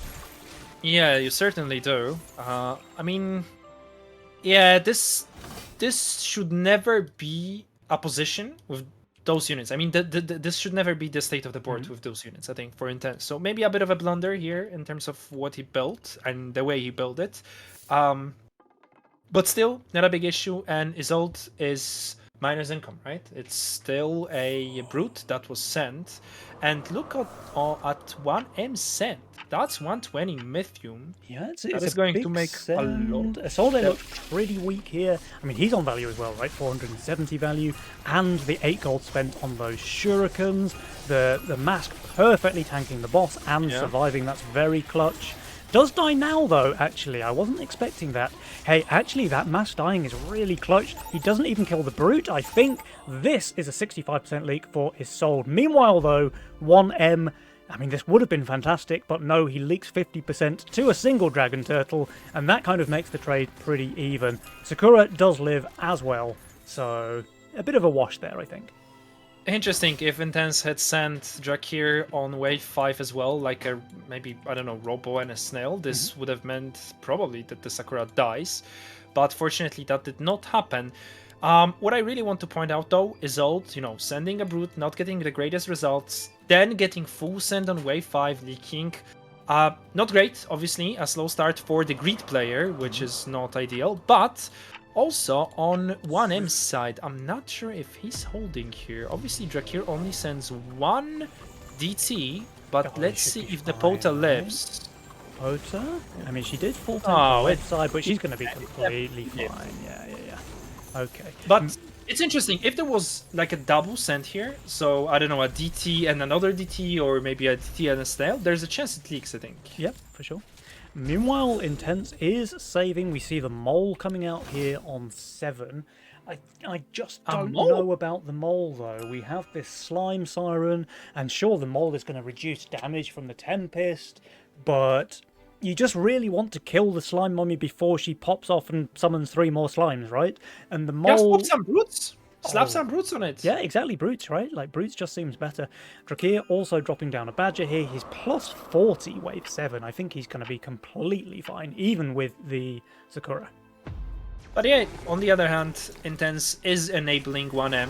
10 Warkeys with Castle on wave 7, the highest income in the game. By the way, the highest income in the game with Castle, with this insanely good roll. This really is a game that 1M could absolutely carry if given a chance, and currently it looks like Intense is doing everything they can to make 1M yeah, pretty solid supportive play. I would completely agree with that one, actually. But yeah, we see Drakir easily holding this Mole Lizard send there with plus 40 value. And we just see income sends all around now, so everyone kind of going back to the more relaxed pace of play. We do see Isolde right down at the bottom of the power score here, his failed Brute attempt really coming back to bite him. But, I mean, let's see. Let's not rule him out just yet. It's not terrible. I mean, the role is very solid in the mid game. As you can see, we have the Tempest and potentially Leviathans buffing the canopies. We have some Hellraisers for AoE in the early game. Wave 9 could be an issue if there was a skip, but there is no way. As we can see, MO is just sending double Snail for fun here for the tiny bit of income. But on the top of the power score, Drakir, 12 Warkeys. Coming back in income just a tiny bit after the early starve, with the Sakura also generating value, with Castle in his back pocket just ready to pop on wave 11. This really will be a game of 2 players, of 2 Castle players, 1M versus Drakir. It seems to me at this point, little chance it will change. Yeah, really interesting actually that both Castle players are at the top of the power score there, so not the way you usually expect it to go when you pick Castle, but certainly a very good spot to be in for both of those players. Drakir, again, chilling plus value here. I mean, it's kind of hard not to be overvalue when you're Sakura, right? Because some of that value is fake, let's say, but I don't know, like he could have another worker or so, I think. Yeah, but I think at this point Drakir is just making sure that he carries on the current position to wave 11, right? You know, wave 10 can be a bit of a pickle with the Sakura, so you just want to make sure you hold that wave, and then your build just goes brrr, because it's Sakura generating value, potentially another Sakura if he adds a second one. Yeah, and also, Drakir has been saving, look at that, that's a pack going into 1M's lane, and funnily enough, 1M has rolled away the Powder, and there's a Disciple. I would assume this is an attempt to maybe get some single target damage for wave 10, but they still go for the Millennium, which I think is a better option given the gold they had. On the other hand, Intense's lane looks pretty decent versus a potential wave 10 cent double coiler. Not really a lot of tankage, but it's still going to be massive amounts of DPS. Yep. And we have, crucially, all 4 players sending wave 10 in a venture game, which I thought was illegal, but Let's see if it pays off. The Coilers are one-shotting that Brute. Will they go on the Mole? No, they're straight onto the boss. They are now tanking, though. One Coiler dying very, very quickly. This will be a leak for Intense. Not surprising, really, he's minus 200 value. It will also be a leak for 1M, who's similarly positioned. But Drakir and Isolde both leaking. That surprises me. I thought these guys would do better. So actually, this is a pretty good trade for the side of 1M. And Intense. I thought they were just going to get stomped here on 10, but no, they get some pretty good trade damage as well against Big Bro, Little Bro. In fact, they're winning in terms of King HP. Yeah, because they just had so much more King attack. And I told you before, Wave 10 is extremely broken right now. And Deadly, especially right? absurdly so. And especially with builds like that, you can see there's a Sakura, there's a Powder, Isolde's build. Really not too many answers. Obviously you have the Leviathan, but not much tankage for it. Hellraiser is terrible on 10. I think the only player that had any solid answers for Wave 10 was Intense, but they lacked the front line to allow the Coilers to whack at the post. So it's actually extremely funny how not only the wave itself is just currently quite strong, but also none of the builds are good versus it, so everyone just takes 50% of their king and they continue on playing the game. Alright, so now we see going into the mid-game, we have 3 players on Venture. We have Isolde on the Blessing, which I have to think he's going to place onto a Sovereign, right? Wait, what is happening? Do we have a pretty big unforced leak here for 1M? I think we do. I mean, what do you mean unforced? Can you not see the dino? There was a dino, yeah, my bad. Isolde by the way, talking okay. about... So we have 2 players inting to no send here. What the hell is happening here? It's like everyone leaking 10, everyone just, I don't know, donates King HP. Now everyone just donating free leaks on Wave 11 just because they take Venture. And the worst part is, by the way, Isolde has not taken the only player in this lobby who has not taken Venture leaks 50% yep. to a Fiend. Yeah, pretty spicy indeed, but he did take the Blessing, and Fake One, there's a chance that this spell can be worth more than Venture, right? Venture gives you 350 gold. The Blessing can be worth more on the right unit, and a Sovereign with an Ocean Templar buff, I'm going to say that's the right unit. Sure, I like that reasoning. There might be a bit of copium in there, considering how the pace of the game is going. I think Venture is going to be super important here to potentially go 15 for, at least for 1M and Intense. They would love to go 14 if given a chance. And they are. Look at that. There's a full send coming into 1M's lane, but they have upgraded the Azirian. I think the Royal Guards should suffice as tanks for the Azir to do well. And on the other hand, Isolde, I think they saved on Wave 11 just to fully income Wave 12, which is being leaked. The income send. Imagine if this was a full send Fake One. What is happening in this game, Penny? Honestly, you know, this is a lot of interesting decisions going around, okay? Yeah, interesting is the right word, for sure, my friend. Interesting. Note the inflection there. We do have a cover here from 1M, the player who received the full send, by the way. And now the game comes down to a single decision. When do the Western team, being 1M, decide to send? And can they leak Drakir? Because we can see at the power score, Isolde is suffering. Obviously, they have 50 income more than Intense, who is suffering as well. But there's the Venture that kind of bails him out. Yep. And also, Descent has just been, you know, let's say dealt with, although that was a 50% leak. So the pressure is on their side. They have more Mythium than the opponents. 2 castles really adding value in this game on Drakir and 1M. But Drakir has just full sent 1M, so I think 1M's position is really, really solid. I would say 15 is probably the wave that you want to send them, right? The Doomsday in Drakir's lane. Yeah, now when you see this Sovereign with the Divine Blessing as well, like you just can't go 14 because it's never going to work. I was thinking 16, but that also doesn't really feel that good, right? It's a very long starve, and I don't think you can pull it off. So I would expect 15 to be the only wave that makes sense here. Yeah, now this is one of those interesting cases, right? If Drakir and Isolde had gone for, let's say, an income king here on 14, then 1M and Intense can certainly say, right, 16 it is, they're looking pretty trash Yep. there, we're going to have an extra 300 Mythium by then as well, we're going to just kill them on 16.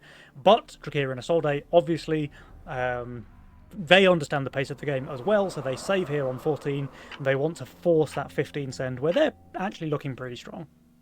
Yeah, and I wonder, because Isolde's value is very, very sus right now. Obviously, Ocean Templar, Divine Blessing, Solve, great. But I just don't see Isolde holding because of the Yeah, send Needler amount, is. the It has to volume. be a Needler, right? Like that's almost. Yeah, but Drakir can't hold. Look at that. It's an Ocean Templar, Doomsday, an Iron Scales with that buff as well. Slime Siren for some delay. I love that, but They do skip. Oh does no! skip. 1M and Intense. I think they're feeling too confident here. We do see a Kraken coming into 1M's lane. I mean, it will go right, so maybe the Pota will stay away from it and kill some of the wave in time. But you just don't have the tankage. No, you really don't. And Intense, they're both massively undervalued. They do at least finish off the King attack, but I don't know if they survive here. I don't think either of them will hold. Okay, so an interesting question. I think to ponder here. If they survive, do they not auto win 16? It depends how much gold they give away, right? And Yeah, this yeah, exactly. Azeria- That's exactly what I mean. Azeria's tanking way too much. It pulls the boss as well. It dies before the first heal. This is going to be a big leak, I'm afraid, for 1M. That Azeria had to survive. And that's a Meanwhile, mistake. You need a melee unit closer to the masks on the right, so Yeah. it pulls the boss right side.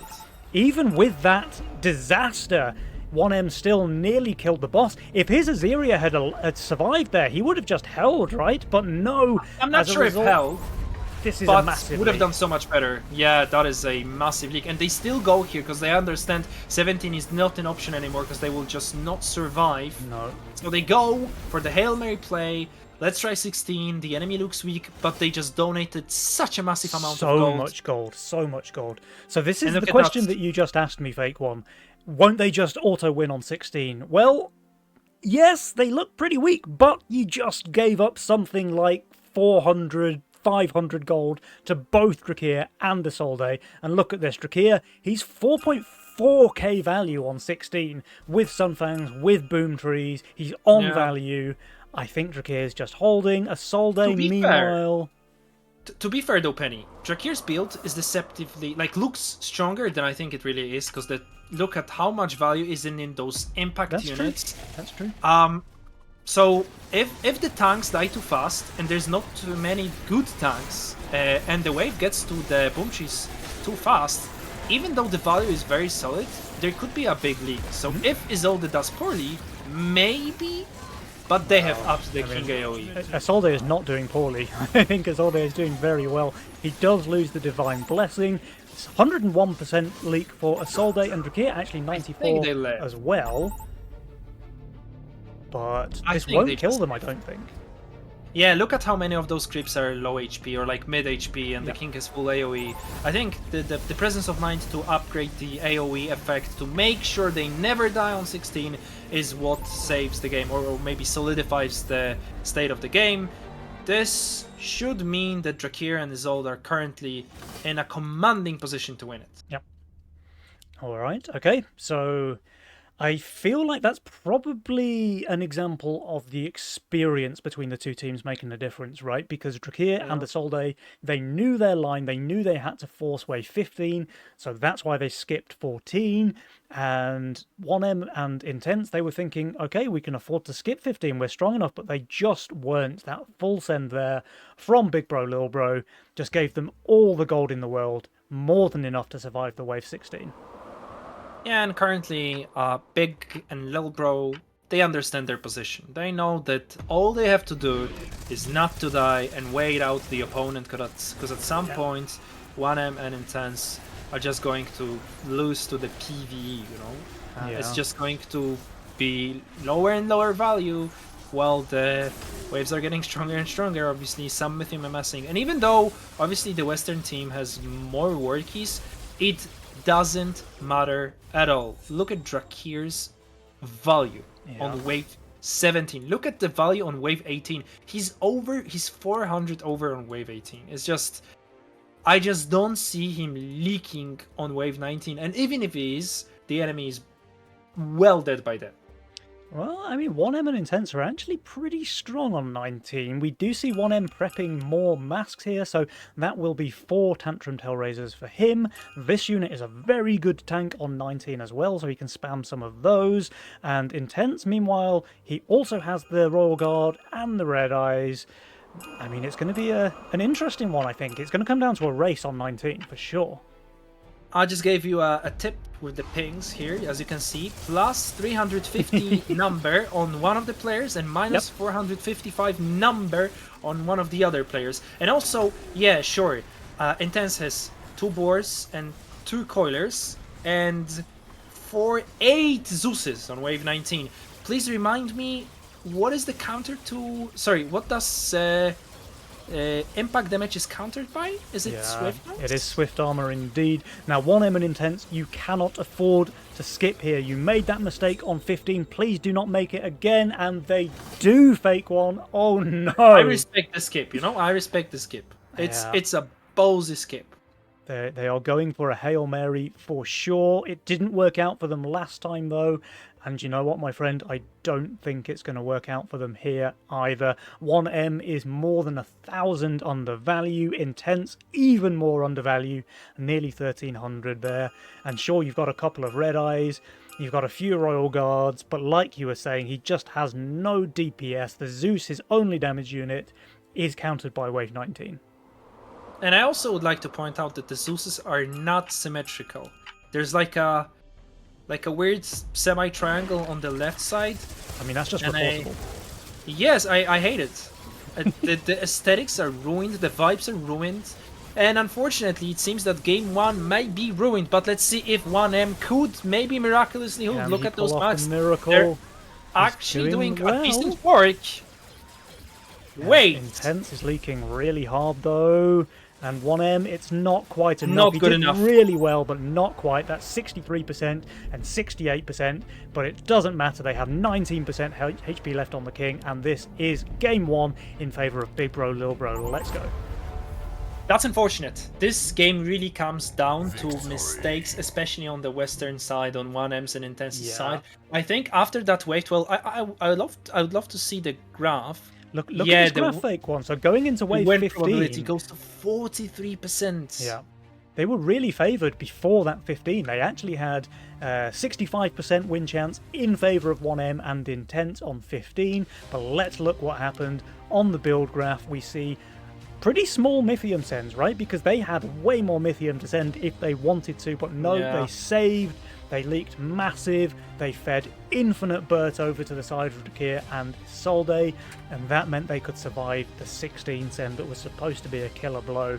I've got to say though, like, we're kind of criticising 1M and Intense for skipping when they couldn't afford to, but you have to give it up for Drakir and Solday, right? Like, it's a two-way street. They made the right call.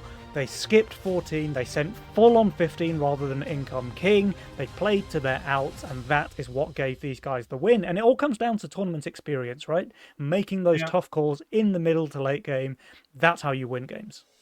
Absolutely, I think it just comes with the experience, and also the amount of games played on the ladder, right? Those are the 2 of the very seasoned players in the game, and yeah, a very commendable send on 15.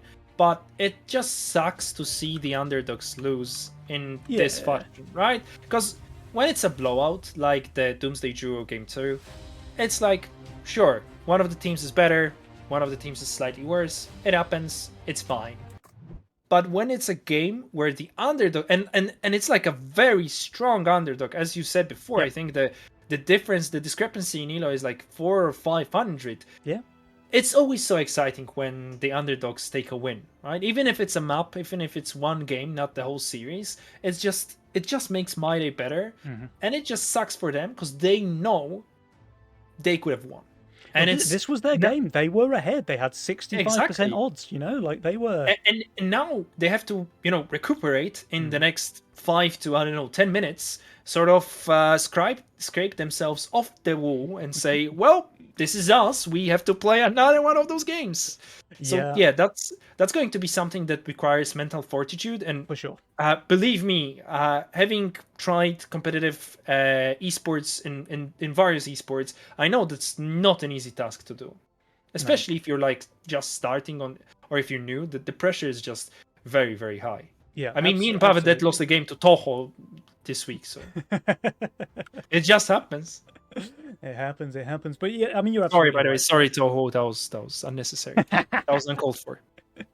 No, you're love. absolutely right. I think like if they had managed to win that game as the underdogs, I think they would be in a fantastic spot to maybe even win the series, right? Because the morale would be on their side, the momentum would be on their side, and they would be feeling confident. But now they lost a game that they probably should have won. I think it's fair to say. Yeah. We have a lobby. So yeah, they lost a game they probably should have won. They're probably feeling a little bit defeated. We have to see, can they turn it around? Can they keep their cool in game number 2? Because they played well in game number 1. Like, we have to give it to them. They played really, really well. Yeah. And one small decision that didn't go in their favour completely lost them the game in which they were comfortably ahead, I think it's fair to say. So play the same way that you did in game number 1. Just really focus on those mid-game decisions. Don't let Drakir and Isolde go for those cheeky undercuts.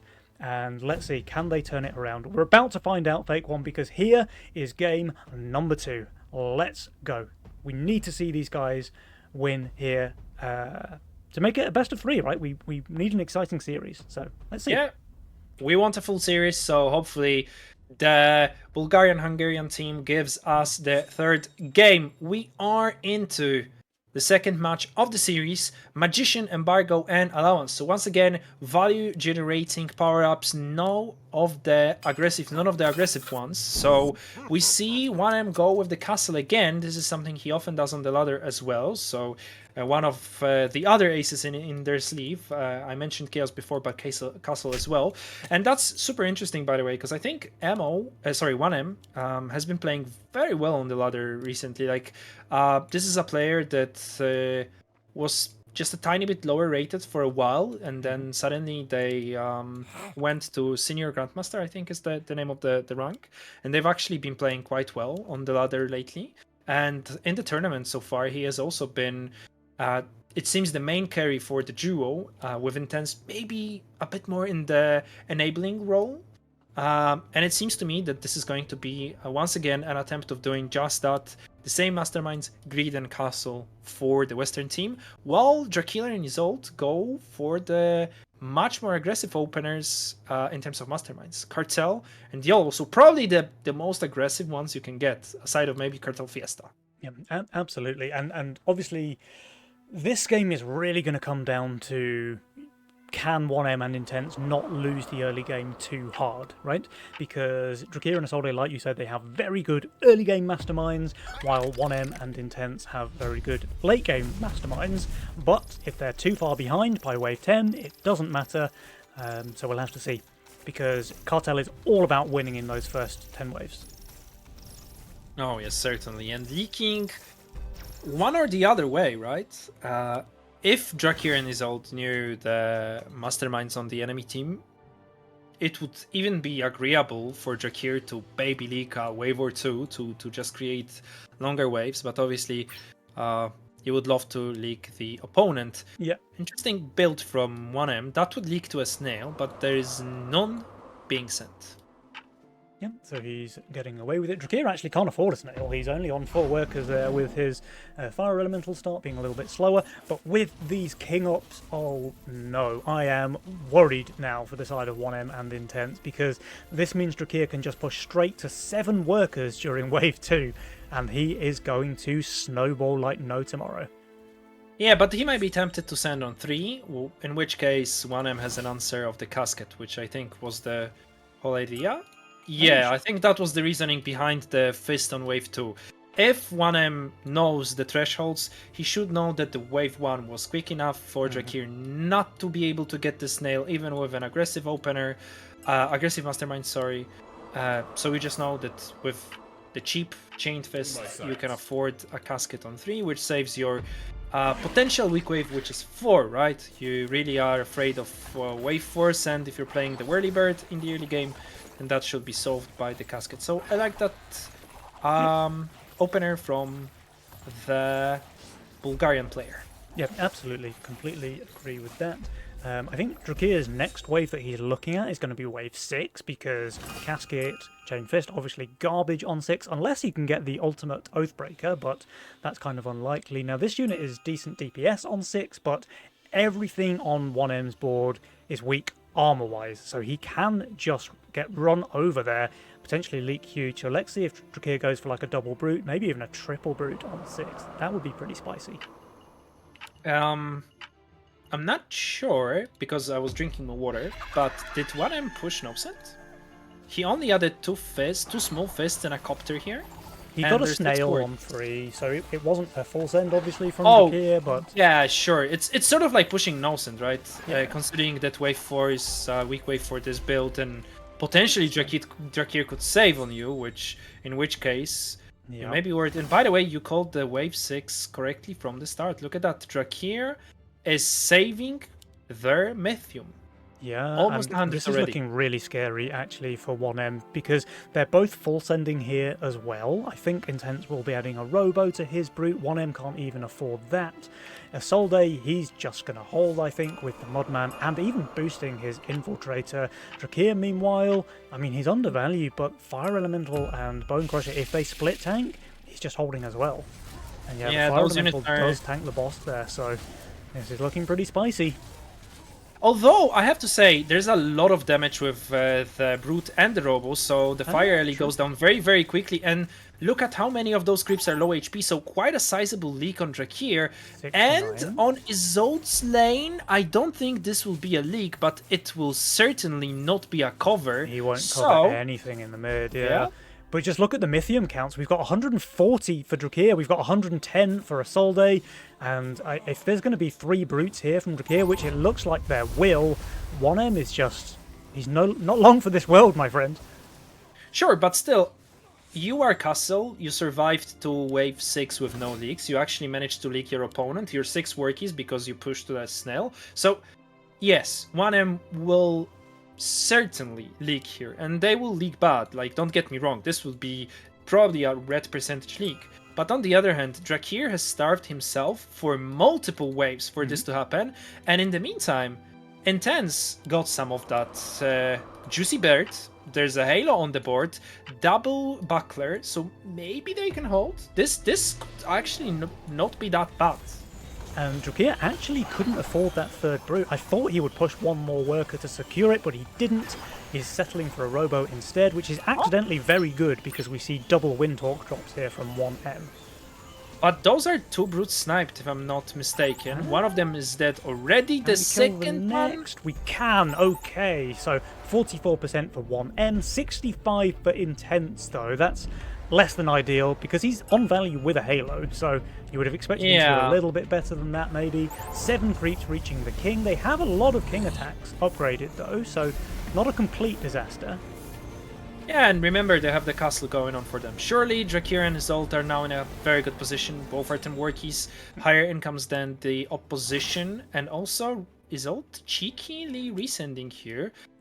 Interesting to see if it works out. Currently, Intense's board looks very susceptible to a brute. By the way, I think I'm not completely sure on this. I know there are better players definitely in the chat that will probably help me out, but my intuition says Halo in the split, try to have it tank 1 or 2 of the Rokos.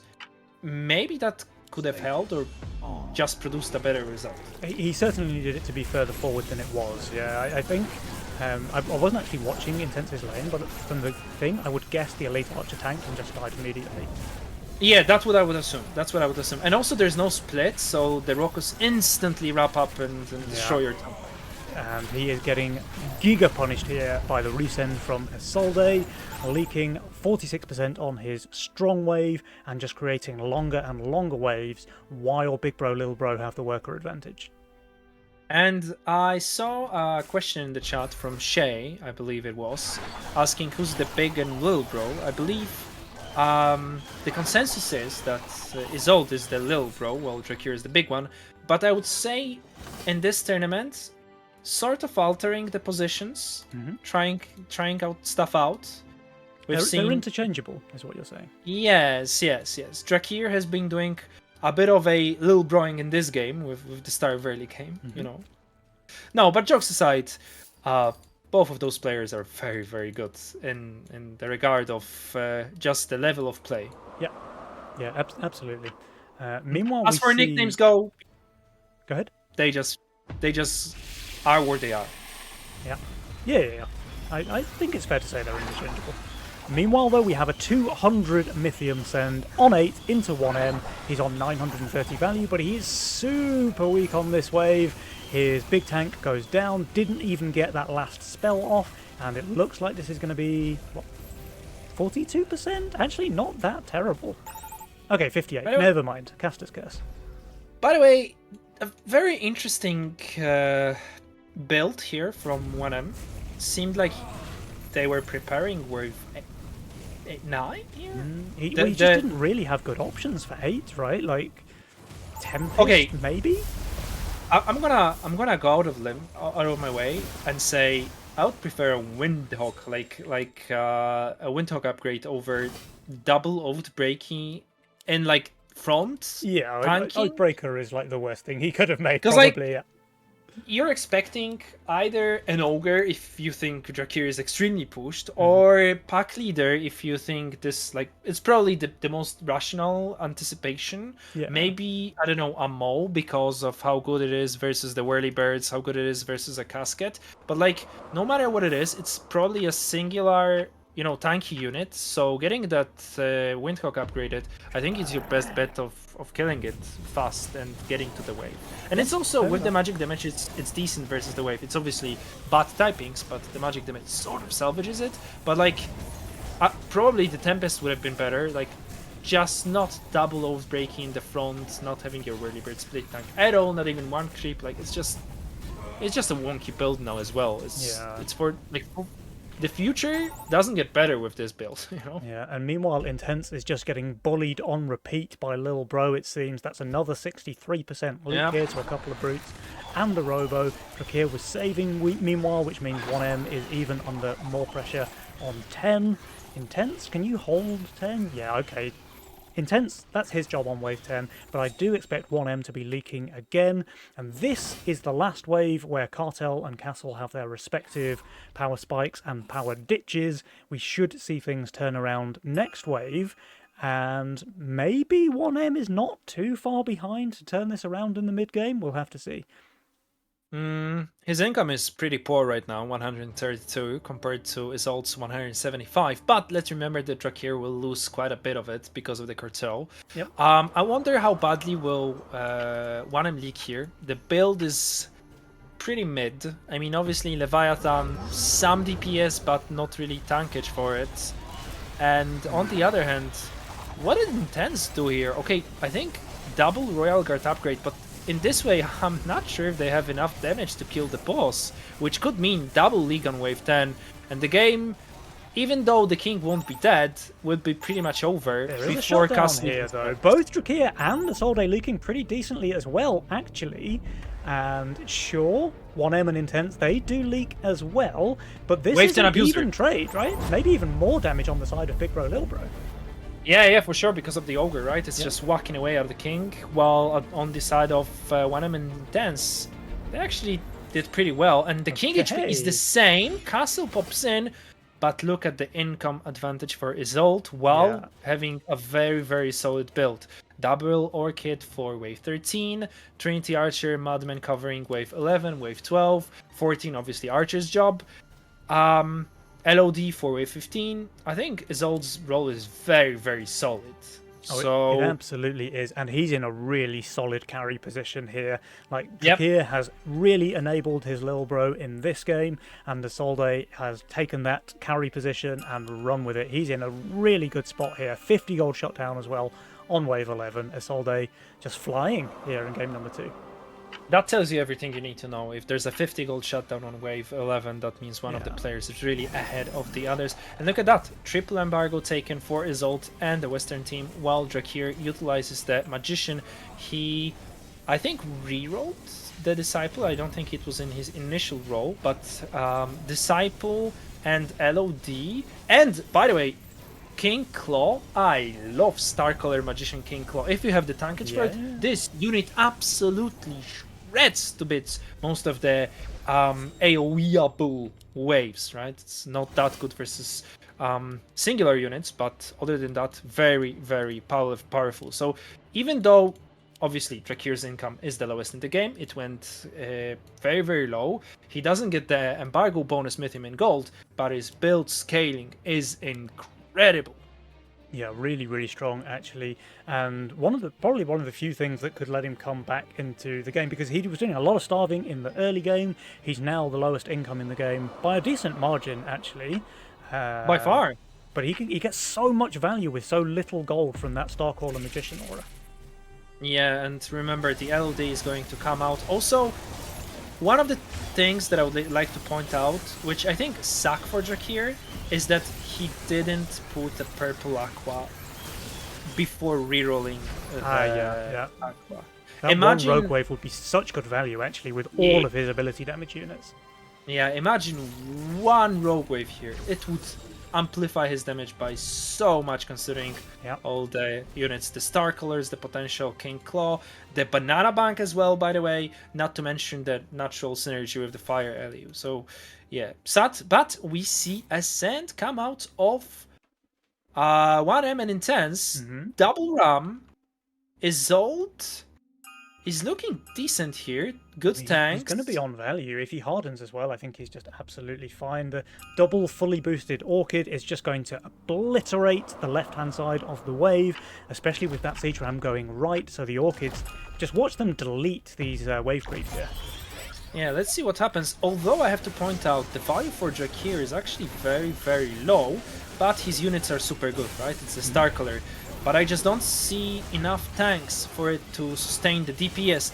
So Yeah, look they at are dying, but this is a DPS Siege Ram as well, so not really getting much value out of the Mercenary. Still leak, of course, on Drakir, 87% as well.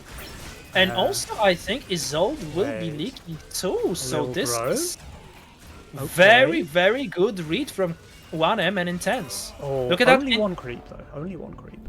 Intense probably would have been leaking here as well. They have a Fire Lord in their role, but there's no Phoenix on 13. So this skip from Drakir and Isolde opened up the line of sending and, well, you know, counting on the fact that you don't die here, because that was probably the Yeah. expectation here. Alright, and now they go for the immediate Wave 14 counter attack. We do have Doomsday already built here for 1M and 2 fully stacked caskets and a small one. He's plus 140 value. This should just be a hold from 1M. This should be a hold. Yeah. Intense, meanwhile, I mean, Intense is going to be decently undervalue. His build is not great, especially it's when he makes a terrible. Phoenix here. Yeah, this will be a It's big leak for absolutely Intense. Terrible. Yeah. So the question really is, can 1M hold well enough to cover his teammates? Yeah, this is really important. The Ghost Knight is going into the split, I think. Oh Should no, be. this Oathbreaker Oh, is yeah. hinting his build. And the Copter as well. So Yeah. unfortunate for sure, but that is still just It so still much dies value very and so much quickly. arcane tanks. But the Yeah, look at caskets, all the they going AoE. out as well. Meanwhile, though, this is a massive leak on Intense. 1M is holding. His Doomsday is full HP still. He's got quite a lot of value alive. 8 creeps in the mid. I don't think they're going to die here, Fake One, and now they have the advantage. Yeah, and they have just so much Mythium saved compared to the enemy who just sent. So, once again, Penny, I feel like we found ourselves in a situation in which 1M and Intense have the ball on their side of the court. It Yeah, seems they do. to me like they are the ones having the tempo advantage now. and it's up to them to decide the game's fate. Obviously, Drakir and Isolde, they have shown us very strong presence of mind and resilience, looking for good outs from the situations that they have found themselves in. And yeah, Isolde's position, great. Triple Archer for the upcoming Wave 16, Wave 17, very good Swift and fortified tanks, but Drakir's build looks Acorn. terrible.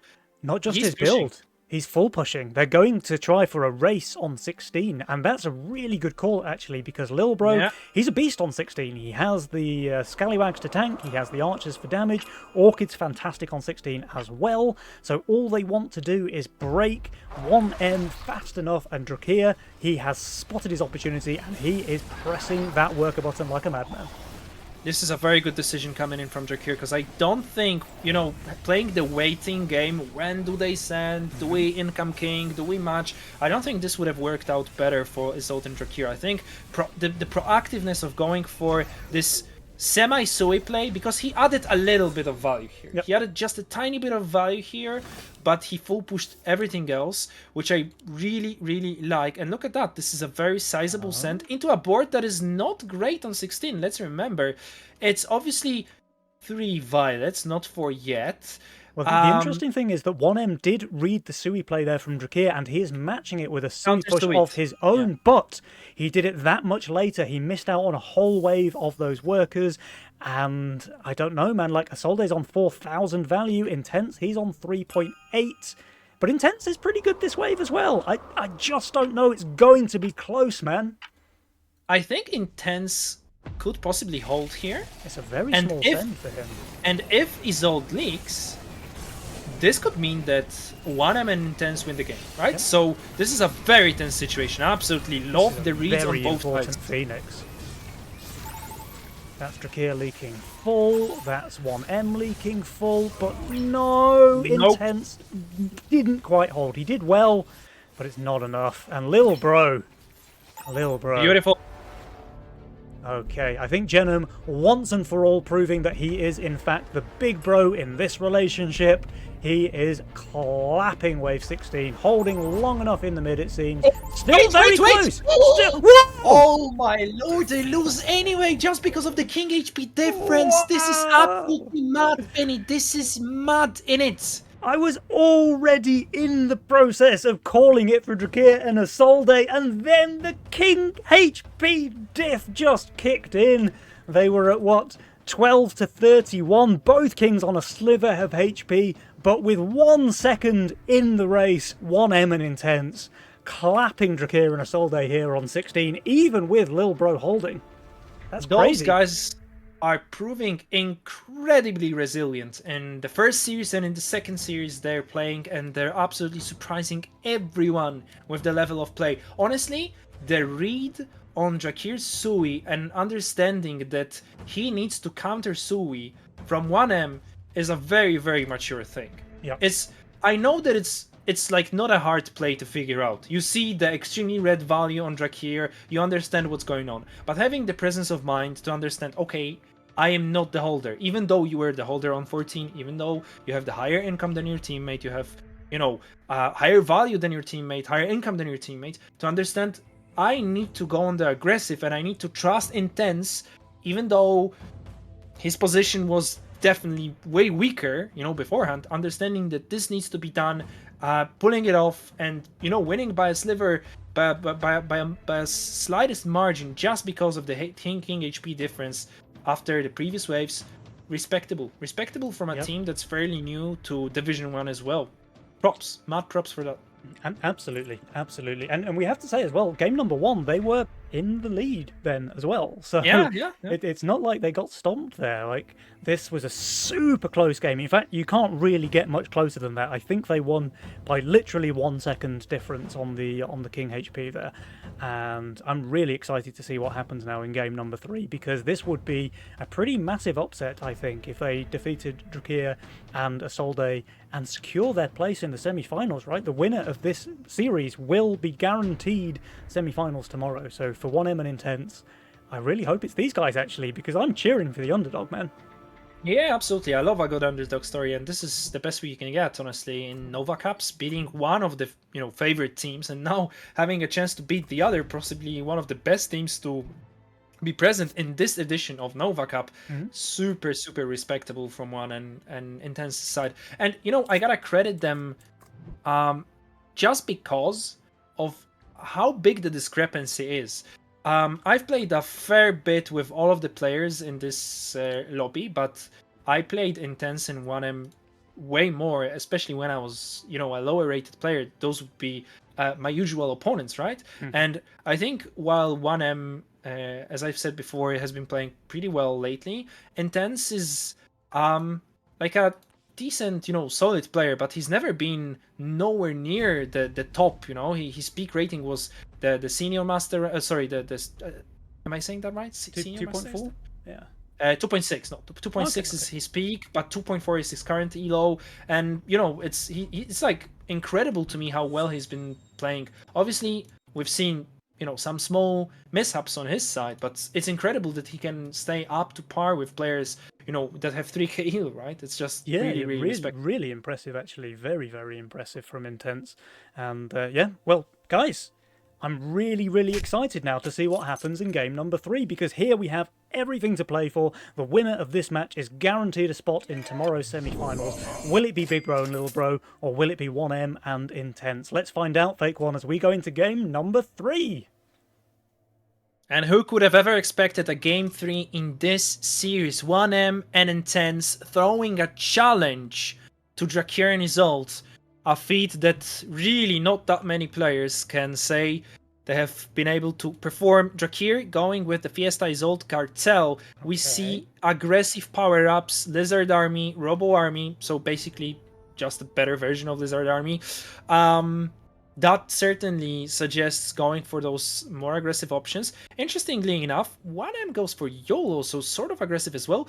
And the long forgotten cash out, that is an option that we usually see deeper in the series, in best of fives, especially when most of the good masterminds are out. Yeah. Cash out comes in. Repeatedly nerfed from, I believe it was 24 gold to... Is it 20 now? I think it's 20, right? It's 20, yeah. Yeah, so certainly one of the masterminds that have been hit quite hard. Let's see how those odds pan out for every player in this lobby. I love Isolde's opener with a Fiesta teammate. I love me some additional stacks. Drakir using the same tech that 1M used before, so playing the Whirlybird, but not pushing the 6th Worky, so maybe anticipating a snail from Intense. Well, he got skipped on one. So in Intense, he saved here. So Drakir can't do what he wanted to. Yeah. Go 6 work. I missed that. Yeah. I missed that skip. That's, by the way, that's super unfortunate. That's such a good read from Intense. I'm not sure if he was anticipating the Fiesta on Drakir, or maybe it was an RNG decision based on his opener being the double Skelly. I don't know, but that's lovely. Also, 1M got fed a snail. So Drakir and Isolde, who I think were present in our chat when we were casting the 3rd game of the previous series. They saw 1M playing Fiesta in the aggressive power-up game, so maybe they expected that here as well. Yeah. Pretty impressive, the double snail actually. Come out. A good read there from Drakir and Isolde to be studying their opponents. Yep, but the double snails mean that this will be a bit of a leak. Not the biggest one, obviously, because of how so strong on the early waves. That's a fantastic Fiesta there from Drakir. 13% against a 40 send. He's very happy with that outcome. And that's just unfortunate, because Intense cannot know that Drakir is Fiesta. He just sees the Whirlybird and he thinks to himself, oh, I skipped on one, I can catch him on 2. But now it just sucks. Now you just feel bad, because you probably by this point anticipate the Drakir is Fiesta. And look at that, 7 Workies, Whirlybird and Gargle. That's what I mentioned before. Those units are incredibly powerful paired together on wave 3. Super strong for the early game, right? And here is something really spicy coming out, because Drakir is going for the Brute send on 3 into Slime Mummy from 1M, who did push the 6th worker. Sure, he adds a Neko here, but he's just looking so vulnerable against this Brute. If Slime Mummy doesn't pop off and get full mana, he's just going to leak huge. And I'm worried about that, because look at that, a snail and the Brute go onto the Slime Mummy, and it doesn't seem to me like it's getting to 16 mana. It's very close. It does! Wow, that was close. Yeah, this saves the day for 1M. Imagine if this is not full stacks. This Yeah. is a 60-70% leak, I think. I mean, he's leaking regardless, right? But you're right, it would have been a much bigger leak even than 70%. It's still 70. So this would have been closer to 90, I feel like, with Yeah, for only sure. the singular slime. For sure. Meanwhile, though, Intense with the Scallywag is able to fully cover in the mid. It literally can't die. Green Spirit, I hope you're there in the chat. What is happening here? A Brute on wave Okay. 4 after your teammate leaks 70%. That is very optimistic. Now, Drakir is Obviously, cheating. Drakir- He has the Warg, which I'm fairly certain counts as cheating on wave 4, but he should still leak decently, I think.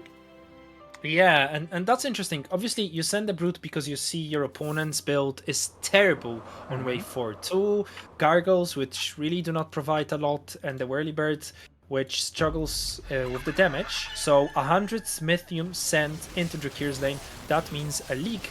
But Isolde gets skipped Yeah. with Aqua, Honeyflower, and a Bounty Hunter.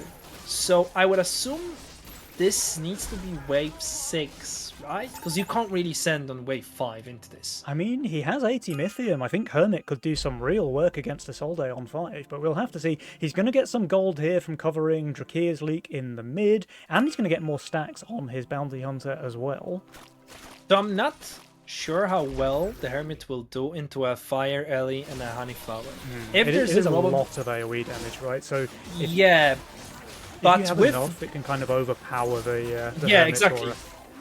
And I've seen it happen so many times versus the exact set of units. Yeah. So it just depends if you have, the additional Robo or maybe additional Robo and a Snail or additional Brute to break the Honeyflower fast enough so the Scorpion King gets to consistently regen. Because if you Oh, he don't, does this will just save. basically full hold.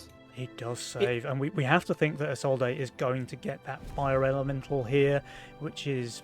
Oh wait, he's not even. He's going for a Whirlybird, rather.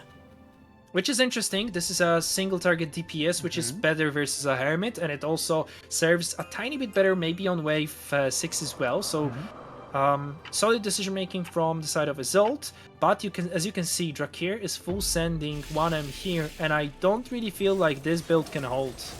No, 1M is... I mean, he's decently undervalued as well. Slime Mummy, I think, is going to be getting full mana He's again. getting wrecked.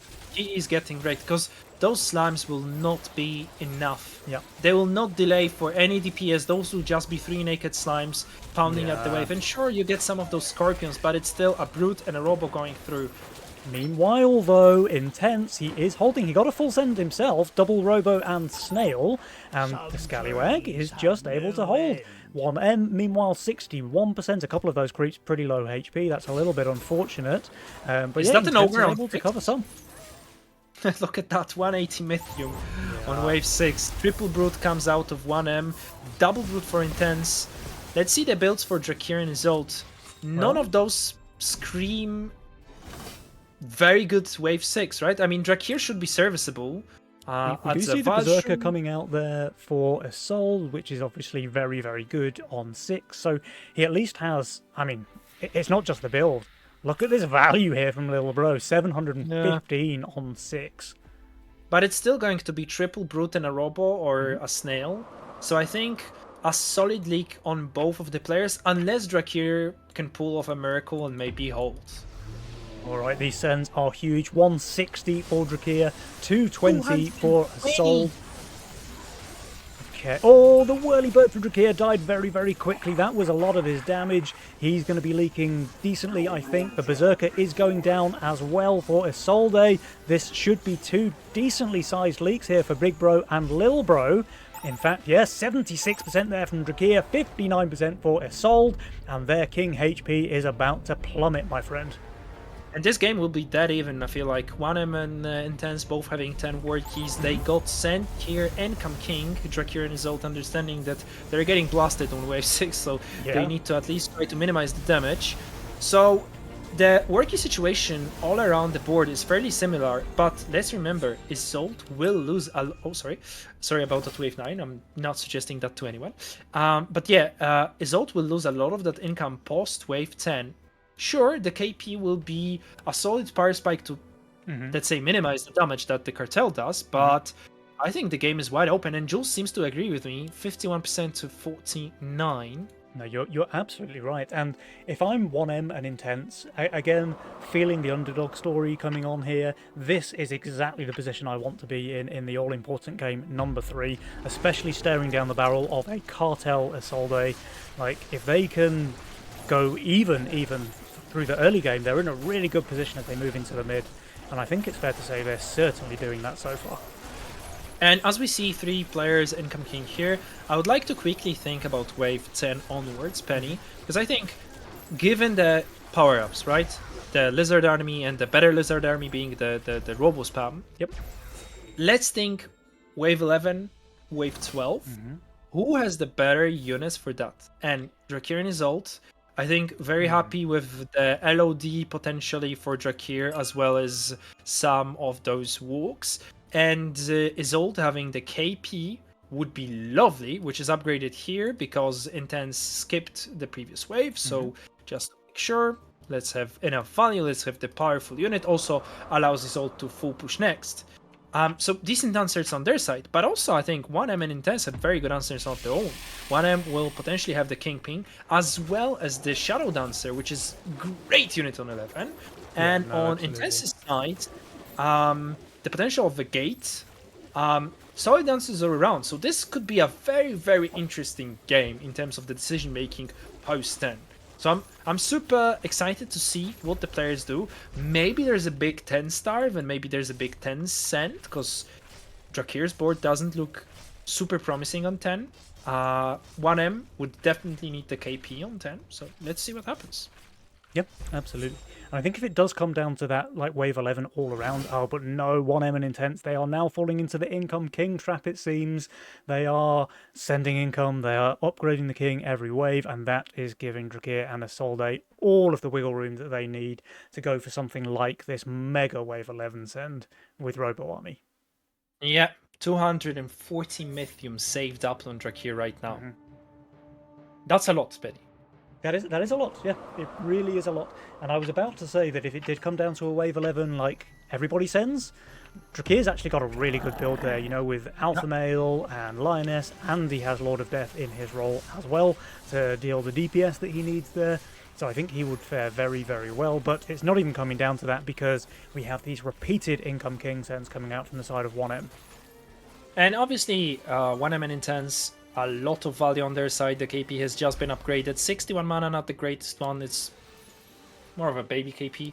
But still, I don't think the value is going to save him. I think Drakir and his ult could actually send wave 10, but they will not do that. There's a skip. This is looking really scary, Fake One. We've got 340 Mythium all ready for Drakir on wave 10, and that is before you even count those 2 aggressive spells, Lizard Army or Robo Squad. I feel like it has to be a Robo Squad, right, from both players. I mean, this wave 11 send is going to be absolutely terrifying for 1M and Intense. And look at that, Yozora getting added by 1M. It's obviously anticipating a potential send here, but it's going to feel extremely terrible next. Well, the one saving grace is going to be the Shadow Dancer, but it's not going to get upgraded to a Dread Knight, which would be the saving grace. So I think Drakir, whether it's a Ram, whether it's a Kraken, whether it's full DPS, I don't think it matters. I just think Yellow's lane is going to be leaking like a broken pipe, while Intense, sure, double antlers, Soul Gate, maybe another Soul Gate, maybe 2 Soul Gates, maybe an upgraded gate. Yeah, but that's a Kraken, and I think Isolde just could send million Robos, and that would also leak. This could be game, Penny. I think this might just be game, yeah. We have double Krakens coming out on wave 11. I love that, by the way. I love that. The buffed Krakens, yeah. 7,540 HP. Good luck. It's just absolutely crazy. It's absolutely crazy. Now, we have this upgraded Lost Chieftain here for 1M, which normally would be pretty good damage. Wait, he's putting GA on a Howler? Oh, what is he doing? Okay. I get it. It gets buffed by the Lost Chieftain, but it's really not it doesn't get the buff on its way back, though. Yeah, you have this unit, which seems to me could be better with Guardian Angel. I mean, even this unit, right? Like, yeah. Okay, well, we do have a hardened GA Golem, which is a very good target for the GA. Do you think... The Sens are massive, though. Who wins? 660 on 11, 620 for Intense as well. The Sens are massive here on wave 11. But the Chieftain is cleaning up on the left. Now it's on the Kraken. Can he kill it? Yes or no? The Kraken in Intense's lane is already dead, actually. But this one is never dying. This is a massive leak here for 1M. 180%. Drakir 67% to a Dino. Intense 105. Can they survive? 27 creeps. They have a mostly upgraded King. It's gonna be a ton of damage. I think they might live, though. Yeah, they should live, I think. With the amount of AoE they have, they should definitely live. So much gold, though, for Drakir and Isolde. Look at their gold counts just flying upwards. What is this life penny? If you're left with 26% King HP and you just got absolutely blasted out of this game with the massive Sens and with the Krakens. I really have to commend Intense on actually killing the Kraken. I did not expect him to do that. The Harpies have been on it for the whole wave duration. Respectable. This is the MVP of this wave, the Sky Queen, managed to destroy that Kraken. But still, Drakir and Isolde ahead in war keys, ahead in potential value. As you can see, they're shifting some gold here. And it seems to me that they're in the best possible spot to win this game. They're in a pretty good spot. They do have that Robo Squad, so I'll be interested to see if they do go for that Wave 13 send or not, because Intense is very strong on 13. He's going to have a Hellgate there with a White Mane Aura. Yeah, he's strong because of the Guardian value, Guardian Angel value as well, but he sort of lacks a bit of frontline for the gate, and there's also some value hidden in those Harpies and Sky Queens, so... He's not bad, but it's not like he's at that point yet. Obviously, White Mane Gates is something very, very powerful, but you certainly need a good frontline for it. And if Drakir was to leak here, maybe there would have been a chance. But seeing the value high as it is for Intense, I don't think they're sending. They do not send, no. So this is just more gold now going to the side of 1M and Intense. I think the Robos are worth 12 gold now. Is that right? Something like this? Yes, I think so. I think it's 12. We do finally see him upgrading the Sunfang, so that does give his Guardian Angel full value at least. Yeah, and the Shadow Dancer comes out. It's obviously going to be a decent unit to try and, create an imbalanced situation in the lane. Yeah. But I'm not convinced there's enough tank line for it yet. Alright, let's see. Some free gold in the shape of Robos walking into the lanes, but the Mythium advantage is still very much in favour of Drakir and Isolde, plus they are pretty much on par in terms of value. Now, that just goes to show exactly how much gold they gained on Wave 11, right? Because they were mega behind in value until that point. So, let's see, we have a big send coming out from 1M and Intense. Will Drakir and Isolde match? They will not. Right, this is very, very important now, Fake One. Can they survive this send here on 14? They only have 60% King. They didn't perhaps see this send coming from 1M and Intense. So, will they be able to hold or not? Because they can die to not even a massive leak, honestly, with 0 spell upgrades on the King. If there's something like 10, 12 creeps reaching the King, they can die here, don't get me wrong.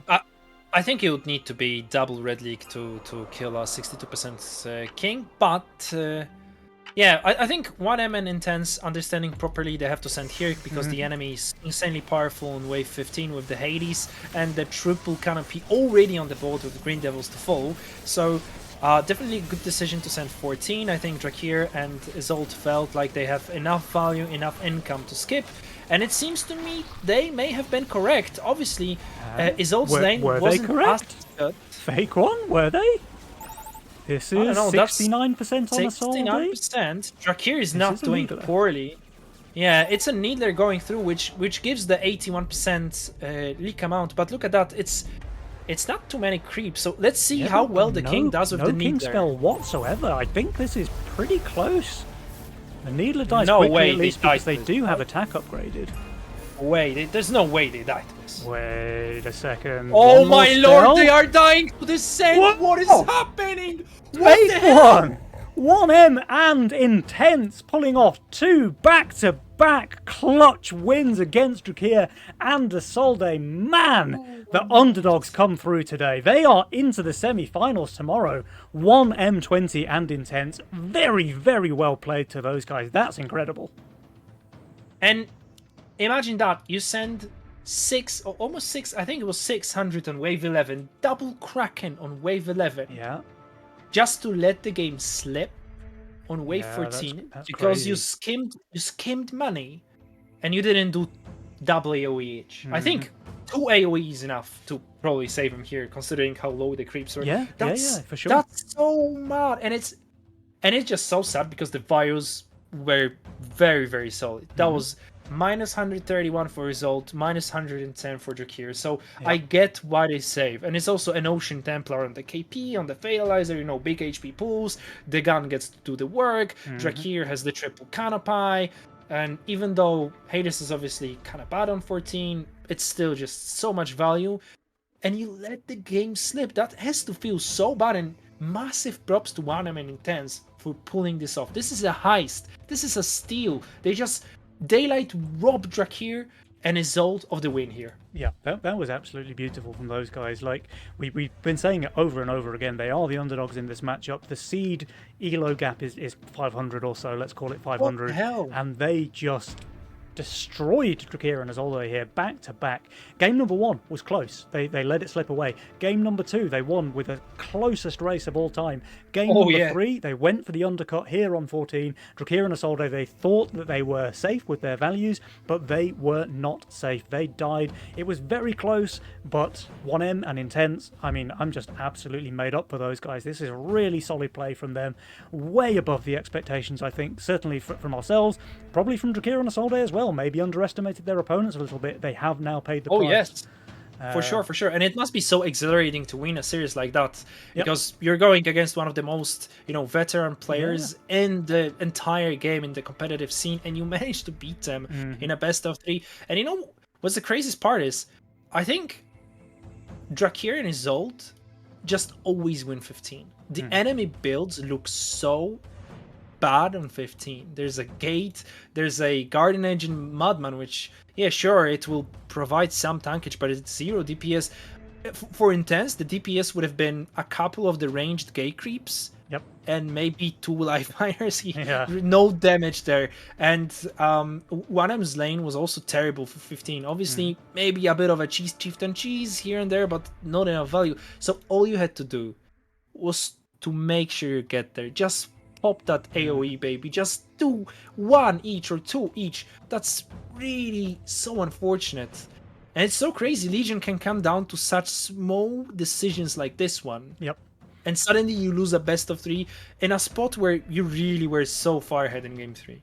For sure. But I think Drakir and Isolde, they just felt safe, right? Like, they looked at their values. They're both on grey value minus 100 or something. And I mean, I thought it would be like there's no way. 40% leaks, 50% leaks. That's what I thought. But the Needler is what makes the difference, right? The Needler, if it gets going at the king, it just rips him to shreds. Yeah, absolutely. And just the fact they had 0 King spell upgraded, it just they couldn't kill those killer slugs. And in the end, 1M and Intense, I'm just super happy for those guys. They have earned their spot in the semi-finals tomorrow. Oh yeah, because they go to day 2, which is crazy. Yep. When I was signing up for Nova Cup, being in a similar position, right? Similar elo to 1M and Intense. Obviously, Pakistan a bit higher than Intense, which I was fairly close to what 1M is right now. So probably similar seeding, right? When we were signing up, I never really thought we reliably go to day 2 if we face someone like Drakir, right? We faced King Dance and Witherson. We had 2 fairly close games, but I was like, yeah, I mean, it's just King and Wither, right? Like, we probably lose this series. Easy. Maybe we take a game, but like, we probably lose this. And if I was to face those people, I would be like, okay, let's have fun. Let's take a game. Let's try to win a series. But to win 2 series against high-rated players, go to day 2. That's crazy. That has to exceed the expectations of the players. Oh, for definitely. sure. Definitely. And I just hope that the viewers at home are enjoying the show as well, because the underdogs, man, everyone loves an underdog story, and these guys have not disappointed. They played out of their goddamn minds, and they have really earned their spot in the semi-finals. But hey, guess what? Drakir and Isolde, they are not out yet. They will have one Yep. more chance in that last chance match. Do we know who their opponents will be? It's Singularity. So Sagittarius and Professor Chaos, I believe, are the opponents. And on the other side of the bracket, just to quickly notify everyone who has not been following Offma's stream, I believe Offma is taking care of the second group. Yep. My homies Rampampam beat FC. I believe the nickname is Fuzzlebear or FZLBR, which Fizzlebear, I think, is the. Oh, Fizzlebear. Yeah. Fizzlebear. Sorry. So my homies beat Fizzlebear's Masters 2-0 and then beat Boosted Peewee 2-0, which is interesting, by the way. Boosted Peewee won versus Fifth Leaf Clover, which is Shadow and Eidetic. and Eldetic. Yeah. Okay. Yeah. So another upset on that side of the bracket, I would say. Crazy results in this tournament. Well, cool. I mean, I'm really excited. When I looked at this bracket, if you told me that Drakir and Isolde versus Sagittarius and Sagittarius's partner would be the last chance match, I would not have believed you. Like, the two highest elo teams are playing for their tournament life now. One of them will be going home.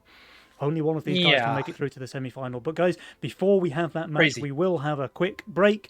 We will be back here in probably about 5 minutes now, I would say, Fake One, before the last best of three of the day. So guys, don't go anywhere. This is going to be a pretty exciting final series for the day. We will be back here in about 5 minutes' time.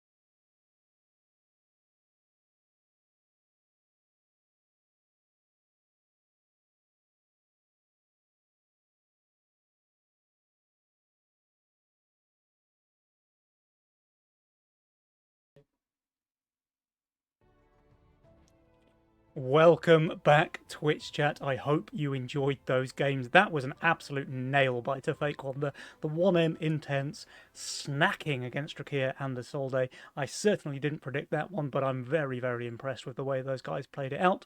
Man, do you know what? This is the last chance match now. It is going to be Big Bro, Little Bro up against Sagittarius, and I've again forgotten his partner. Professor Chaos. Professor Chaos. Thank Johnny you. C. Johnny C, the legend, Fiesta God, Johnny C. How could I possibly forget? I actually really like Johnny C. He's a pretty fun player to play against and on my team as well. So that's that's pretty he's a rare, pretty cool guy on the ladder. Just nail him, by the way. So I'm going to try to remember his name at least going forward. But this is a pretty juicy last chance match, man. It's the two highest elo teams battling it out in the losers bracket to see who makes it through to the semi-finals. Do you have favourites between these two teams? You know, I'm always gonna say this. I'm a Drakir stan. I'm a Drakir fanboy. I'm always gonna say slight edge to Drakir, but I think those players meet very often on the ladder. They're all in the highest echelons of the leaderboards. All legend players, or at least have been legend players, as Professor Chaos has dropped from it lately. But yeah, I think this is going to be a banger. I want to see what happens with Fiesta, as obviously that is Professor Chaos' best mastermind, but we're currently joining the game, so very, very, very fast start from the teams. Everyone's hungry to secure that day to Nova Cup spot. And no messing about. The day has been long, the games have been tough, the players are keen to get things underway, so let's see who can take the lead as we go into this last chance match. Big Bro, Little Bro on the left, Singularity on the right. Game number 1, let's go. Let's get ready to rumble. Defensive options in terms of the power-ups, so I don't expect to see many aggressive options, although I stand corrected, Penny. Sagittarius A with his special, I would say, his signature Cartel, and Professor Chaos with his signature Fiesta. Both of those players love those exact masterminds. So even though there's no indication in terms of the power-ups, there's no, the overworks of the world, they still pull out their heaviest guns. And as we can see, a decent role for Johnny here in terms of Fiesta. A Tempest Skelly start with the potential of backing it up with a Casket, some cheesy stuff with the Madman, with the Halo, a lot of direct answers to a specific way, to some specific waves that he could be sent on. So that's always good when you're playing Fiesta. Sagittarius, I know that he loves the gun. I know that he considers gun to be OP right now and imbalanced. So to see him with a gun roll and a gun opener, not exactly surprised. Yep. And this is really cool because not only is Johnny C's Fiesta playing into Castle, but Drakir is on the Sakura as well. So we're going to have some very long waves with the Fiesta player leaking, with Drakir on super low workers, and this lineup is certainly favouring the side of Singularity, I think. Yeah, certainly. And look at Isolde's role. It could have been better, is what I'm going to say. First of all, Honeyflower with a coiler in the role with the serpent, in the role. Always head scratcher. It's always like a tough thing to pull off. But also, look at that. There's just little answers to wave 7. This holds? Tempest and an even height Bone Warrior? Tempest is insanely broken. I think the only combination is with Looter. I'm pretty sure the only combination that leaks is with a Looter. That's insane. I'm not sure. Don't crucify me for this. Maybe sure there's you another if you combination. Completely int your Bone Warrior, right? Like if you have it up here or something, then it's gonna leak. But okay, yeah, sure. But if you get snailed, then you get absolutely destroyed, right? So yeah. That's interesting. But yeah, Tempest is just so OP on wave 1. Yeah, clearly. I'm surprised that hold. That's actually bad for Professor Chaos, though, right? He would have loved a long wave there. He does get snailed now. He will be leaking here on wave 2. Decently, actually, it looks like. And it's actually interesting, because often you'll see players omit the snail on 2 when their teammate is playing Sakura, because obviously you don't want your enemy to leak when your teammate is in danger of losing that super precious wave 3 stack. But I think Drakir and Isolde just understand that there's no way Johnny will ever clear wave 2, because he wants to leak wave 2, whether it's a snail or no snail, he's going to leak. So it's better to add the snail and make the leak happen not only faster, but also be higher amount, so you get some of that gold back. So I think this was actually one of those rare occasions where snailing on 2 is actually good when you are playing with the Sakura rather than not snailing on 2. Yeah, Because very this probably would have been a leak just, I don't know, 5 or 10 seconds longer, right? Maybe not 10 is maybe overselling it, but like 5 seconds longer I think is believable. Yeah, Without and this they would have got less gold as well, right, from the league. So I think Yeah. it's a very good choice there to snail from Isolde. He does not full send here on 3, and as a result, Professor Chaos will be holding, so no Fiesta for him here. And he's under pressure on 4 because his build looks super weak on 4. Yeah, but on the other hand, he has 70 Mythium, which is used only as income. So Drakir, I don't think he's in danger of losing one of those precious Sakura stacks, as it has happened in one of the previous games that we have casted. Yeah, Yeah. I don't think he's going to be losing any stacks today, though. Look at this, 425 value plus 15 wave 4 from Drakir, taking no chances here. And congrats to Professor Chaos for understanding that this is not really happening, also understanding that we can't push to a snail on 3, which you usually would love to do, right? With Fiesta, you would love to be 7 workies here, but he gets it. Wave 4 is his weak wave, so can't really push. And I love what Isolde is doing, because they have not sent on Professor Chaos's weak wave, which is wave 4, which means they will probably send wave 6, which is also Sagittarius's weak wave because he's playing the gun. Yep. And Very, very good.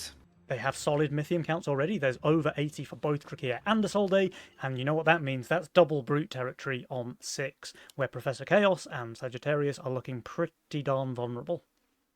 Yeah, and it's just such a good way to play the game on Drakir and Isolde, understanding that the enemy is super like forced into a certain playstyle because they have a Fiesta. So making the starves happen, making, you know, the waves longer, the waves shorter by not sending, and also forcing Johnny not to push, not to abuse those early waves that usually Fiesta gets the most value out of, right? It's just super, super clean. And also, this is something that's unfortunate for Professor Chaos and Sagittarius, but they just have such roles that allow for wave 6 full send, and it looks very, very good. This looks like a super dangerous wave 6 full send. Although However, this Oathbreaker final form is broken, and Drakir could only get one of those brutes out. So I'm interested to see whether Sagittarius can just hold here. He's on value as well, we have to remind us. This could be a hold. I mean, Sagittarius playing Cartel on value is sort of a classic, I think. Many players will attest to that, so that's not surprising. This Giga Breaker, I think, is tanking too much. You want it, ideally, you want it to tank 3 creeps. Wait, never mind. The unit is just so obnoxious. It's actually not even funny. Yeah. Oathbreaker final form, turbo broken. Meanwhile, Professor Chaos, he does get his Fiesta here. Fiesta in air quotes, 66%. A little bit more than he would like to leak. And I have to say, Isolde has been controlling this Fiesta player really well so far this game. Exactly as you were saying, Fake One, he's not allowing him to greed too much. He's not getting any, like, pro leaks to no send. He's only leaking big when Isolde sends him full. Yeah, and I love what Isolde is doing. I think, you know, it is just good versus a Fiesta player in general, but also if you have a Sakura teammate who's also playing Castle, coincidentally also playing Castle, that makes the starving just triple in value, right? And also consider Sagittarius is playing Cartel, so at some point the staying on value and holding a waves is going to catch up to him with, hey, listen dude, here's your minus 40, almost 40 income. Yeah, the double snail send here is fantastic for Sagittarius though, because he already has the work lead. He might even push another 1 or 2. He does not. He is still Sagittarius after all. Meanwhile, Professor Chaos, he's kind of chilling. He's going to receive a few Dragon Turtles here on wave 8, which might make him leak, but if it does, I think it will be kind of proper Fiesta leak territory for starters. I think looking at the builds on Sagittarius and Professor Chaos, I don't see an easy way for Drakir and Isolde to just say, oh, we're full sending here. I think it's just going to be slowly income kinging every once and again, just to make sure the enemy is not pushing too much, but I just don't see a potential for breaks for the enemy, because I can see a potential break in Isolde's lane maybe on wave 9, because look at that. Sagittarius is already 180 Mythium, and sure, there might be an upgraded Honeyflower, but I don't see it really doing that well. Even though his ult is on value, I just don't see enough tank line for the flower to do enough on 9. I mean, he's certainly going to be on high value. He's already on 930 here, and Drakir as well. But Drakir Maybe they looks go 10 then? garbage. Like, Drakir looks unmitigated garbage on 9. He hasn't got a single good unit. Assault 8, sure, he's going to have that death cap. Fine, but Sagittarius already has Mole Hermit to send if he wants to. I mean, I would send here. Yeah, there's Obviously- a long wave.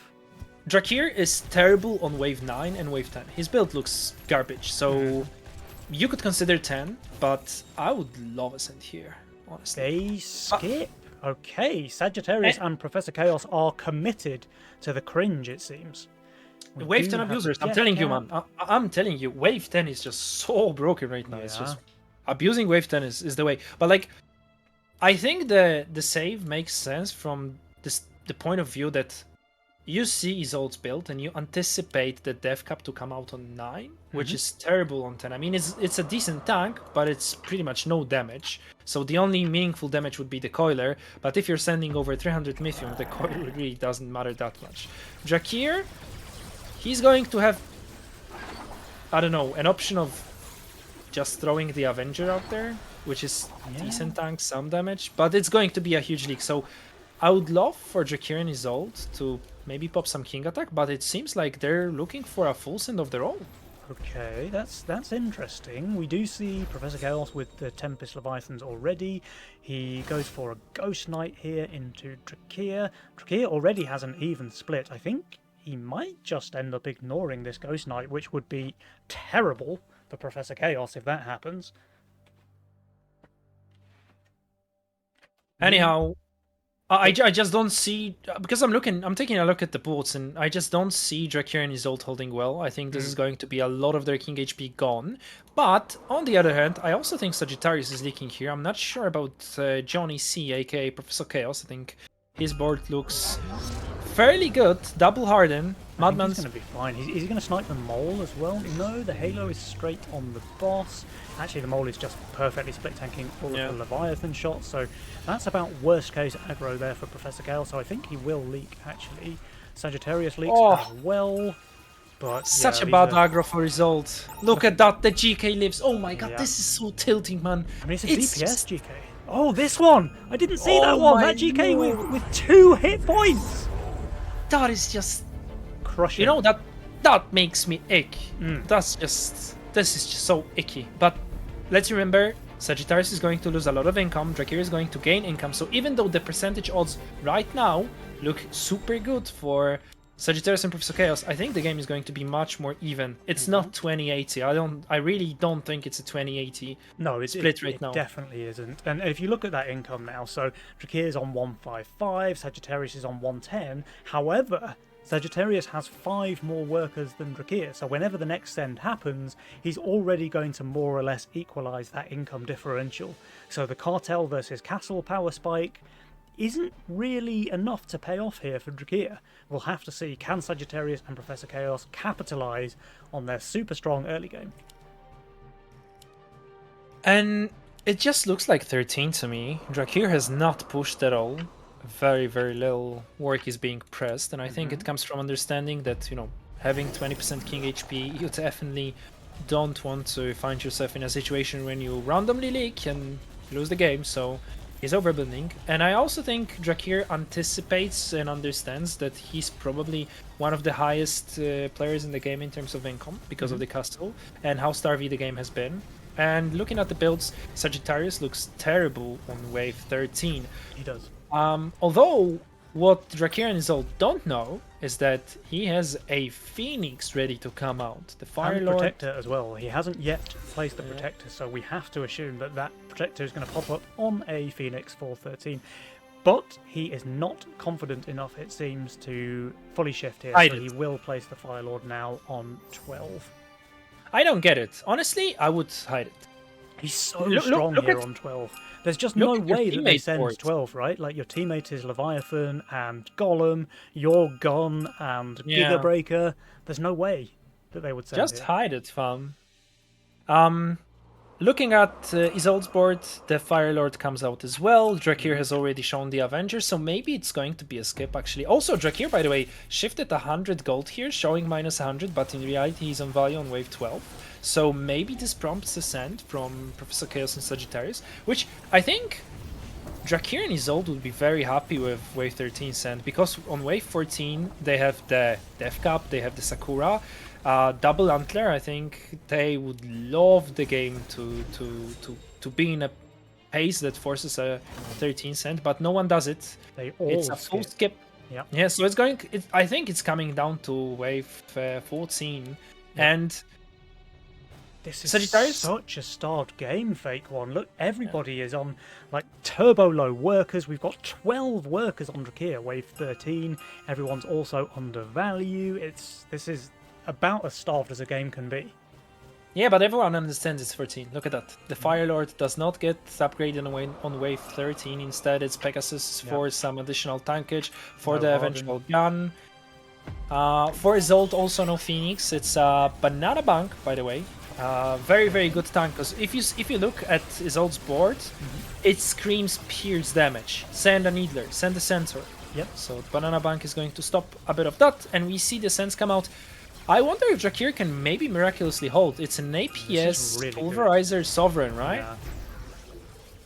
Alright, let's see. The Sens are coming out from all four players. Of course, we have the Mole Ogre from Drakir, Ogre Pack from Isolde, and a collection of similar assorted mercenaries from Sagittarius. Professor Chaos with the Needler there into Drakir, so clearly targeting that Sovereign.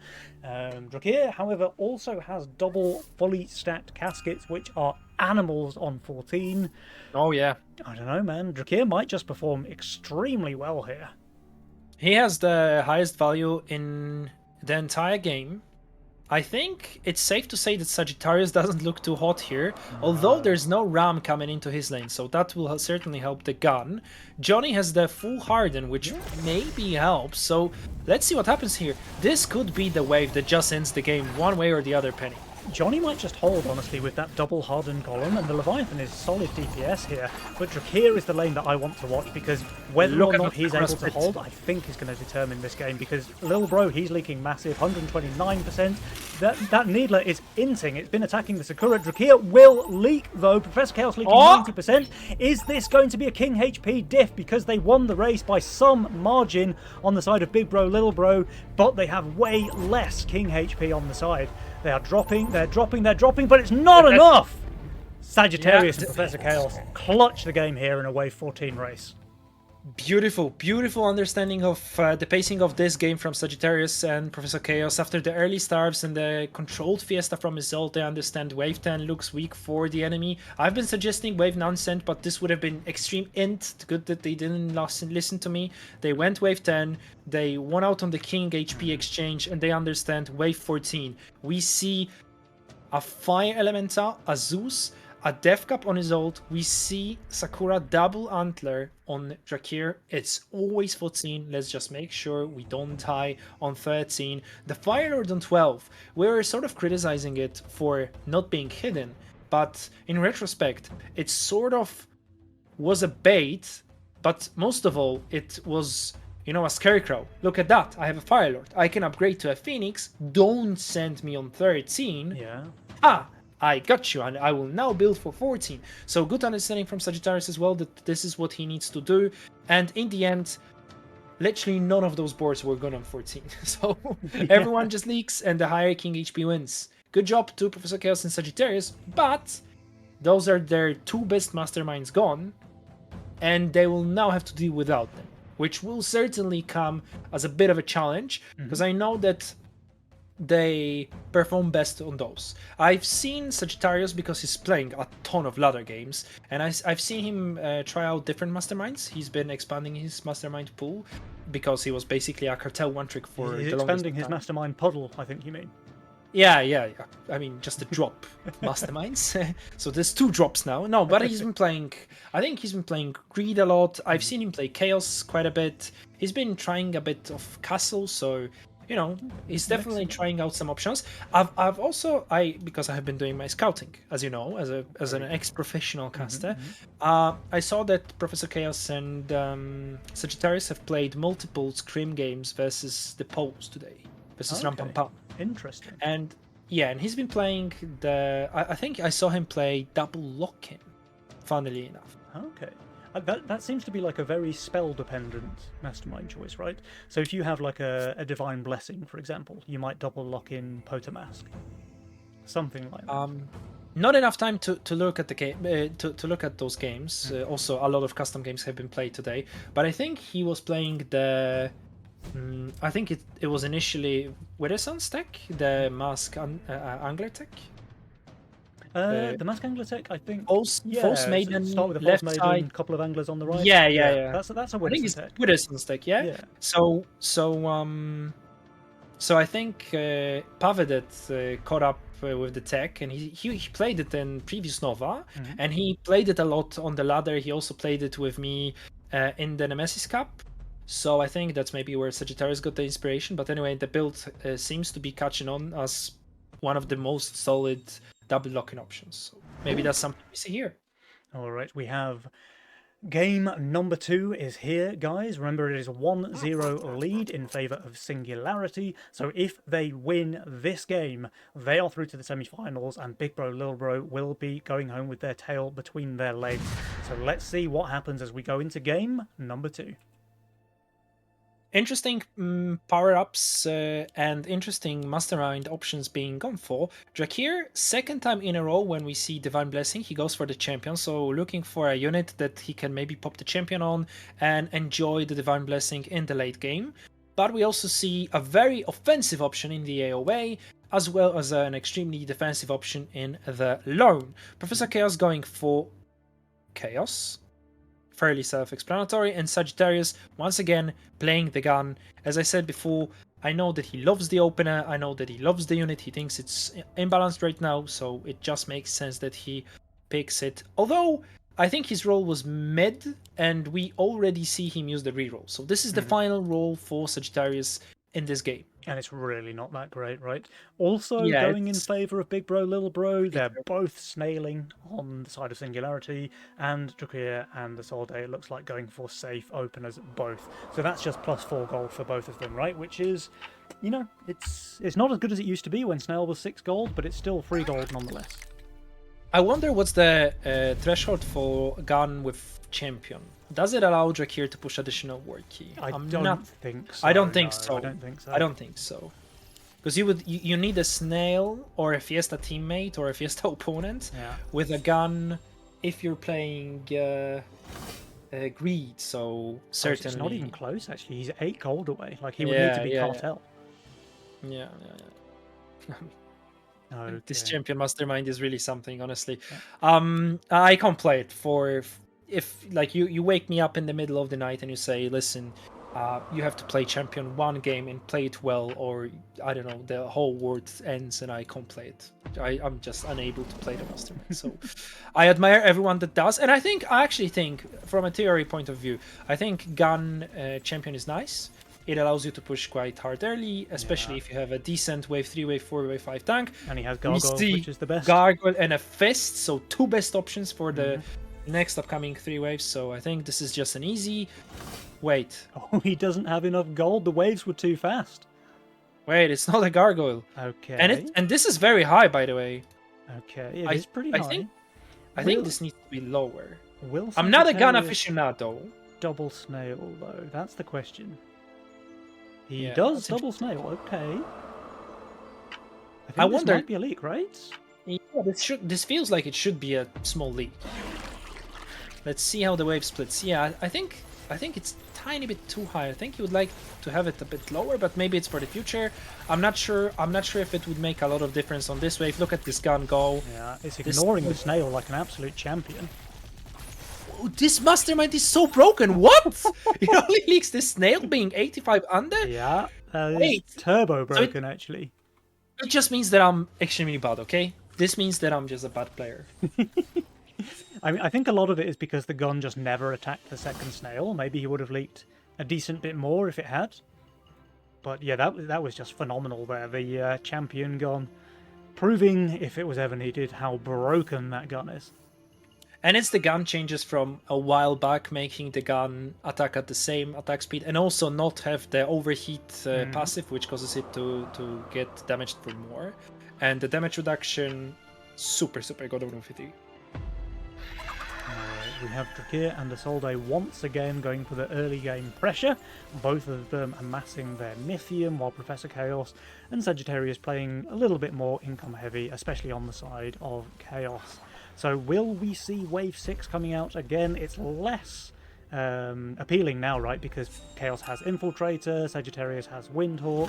So yeah, Drakir and Isolde seeing those additions just go for income here on 5, instead of another like double brute play on 6, which we've seen them use so many times already today. Yeah, and I think it makes sense. And look at his old sport. It looks very convincing. Well stacked Bounty Hunter, 61 stacks on wave 5.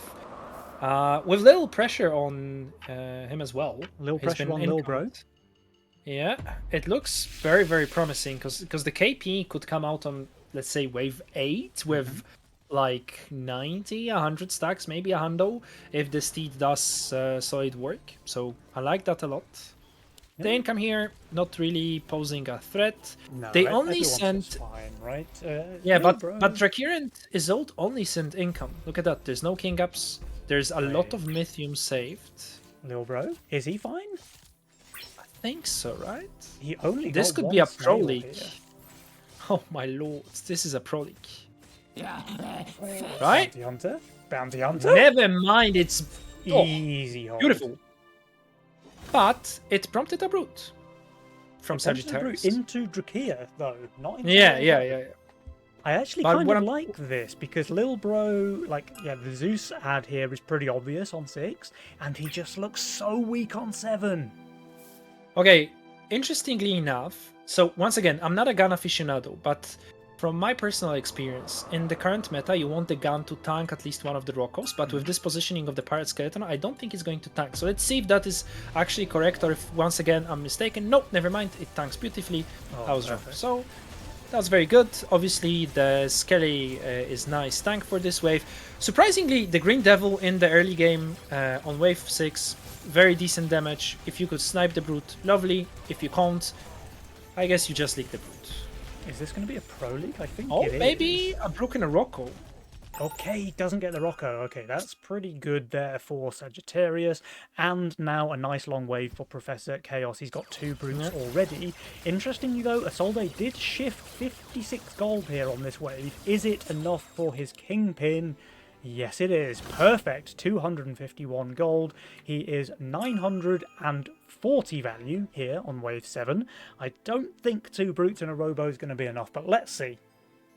I don't know. I mean, it obviously depends on the targeting, but let's remember wave 7 with brutes, very deadly against KP, who gets stuck on those small blobs. It just uses so many of those slow aura attacks on units that really don't make a lot of difference, but still the value is so incredibly high. And also Drakir's position is interesting because not much being added, so maybe there's a chance he baby leaks here to a full send, but it's only triple snail, so I don't think that will be the case. So observing that Isolde's lane, one of the brute got sniped, so I don't really see a chance for them to leak. No, it looks like he's going to be completely fine. And the second brute is going down now as well, so if there was any hope of him leaking, that has now vanished. This is an easy hold from Isolde with only 940 value on 7, so pretty clutch there from him. But you know what's the beautiful part now? Is that you can full push here. I don't think you're in any danger on wave 8.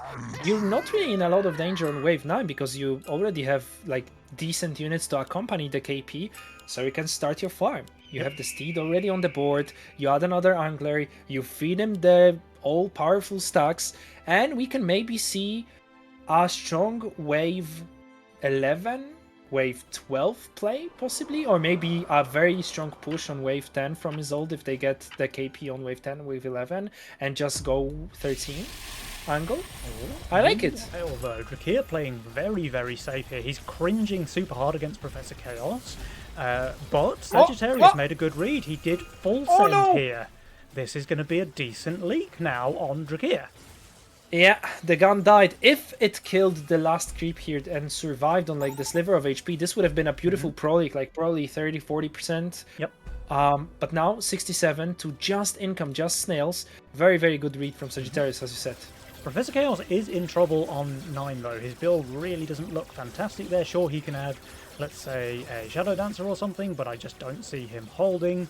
Little Bro, meanwhile, he is just income sending Sagittarius, so Sagittarius at least should be able to hold and provide some level of cover. That's an interesting choice, right? This income send, because Sagittarius, he's going to be on value, but not great. Honestly, he can only afford 1 Violet, and the rest of his board is pretty bad on 9. Yeah, and what is also interesting is that Sagittarius's board looks terrible on wave 10. It does. There's one wave to salvage it, which is obviously upgrading the gun, but that means that you get sent 160 Mythium on this wave, right? And you can't push a single worker just to get the Vulcan Cannon out. So let's see if that's what Sagittarius decides on doing, because if he doesn't do that, if he pushes and doesn't get the Gatling, the upgraded gun, there's a chance for Result to just resend a Mole and a Brute, and this lane will leak absolutely everything. And Azaldis certainly has the workers to be able to do that. And talking about leaking absolutely everything, by the way, look at Professor Chaos's lane. That's a 94% leak against this mega 300 Mythium on 9 coming out from Drakir. And by the way, Johnny's lane is also the same predicament. It doesn't look strong on 10. It's the useless Fire Elemental, it's the very, very poor Shadow Dancer. There's no damage on this wave. The Coiler won't help. So I would say Drakir and his ult could certainly go for a full read, and they will get a massive amounts of king damage.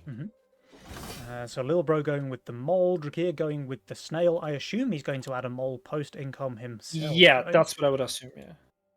And you're right, Sagittarius did not upgrade the gun. He is going to be pretty vulnerable here, I think. The unupgraded Gatling gun just does not have the same power level than the Vulcan Cannon does on 10.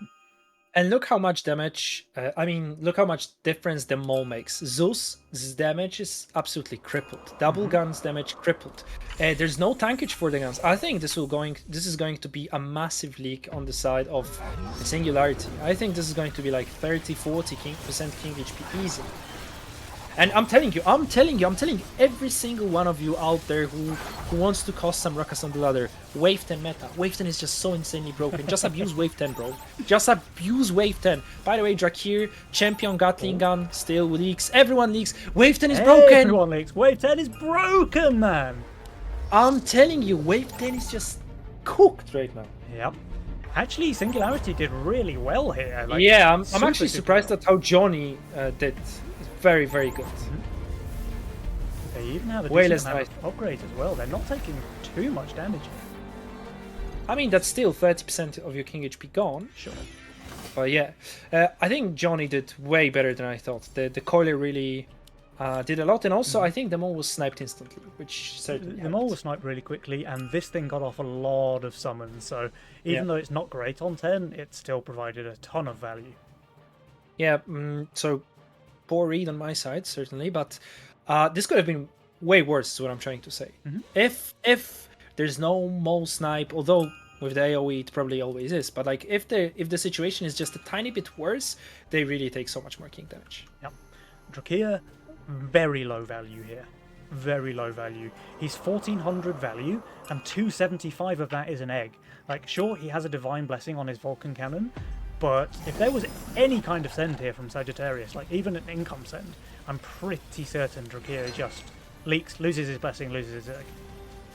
Oh, by the way, Sagittarius not going for Divine Blessing with double gun and an Avenger in his role, taking the 90 gold from taxed allowance. Okay, that is interesting. Very, very interesting. And also, I have to commend Drakir for the decision of placing the egg, because this is an AoA game. Sure, you have the Divine Blessings, you have the potential of Alone, you know that the enemy has units that would benefit from the Divine Blessings, so you can sort of anticipate that this is probably coming. But it's still a risk, right? There's no way of telling if the enemy doesn't randomly decide to take AoA and try to go for a cheesy play because of reasons. So respectable egg play, and it will pay off, Penny, because it seems like the game will go 14, maybe 15. I don't think this will be a 13-cent game just because of the Divine Blessings. Yeah, I think you're absolutely right. And it was certainly a big risk there from Drakir because, like you say, Sagittarius just went AoA and sent 4 Robos, for example. Drakir is going to leak the entire wave, lose his egg, lose his blessing, and then just be in a super rough spot.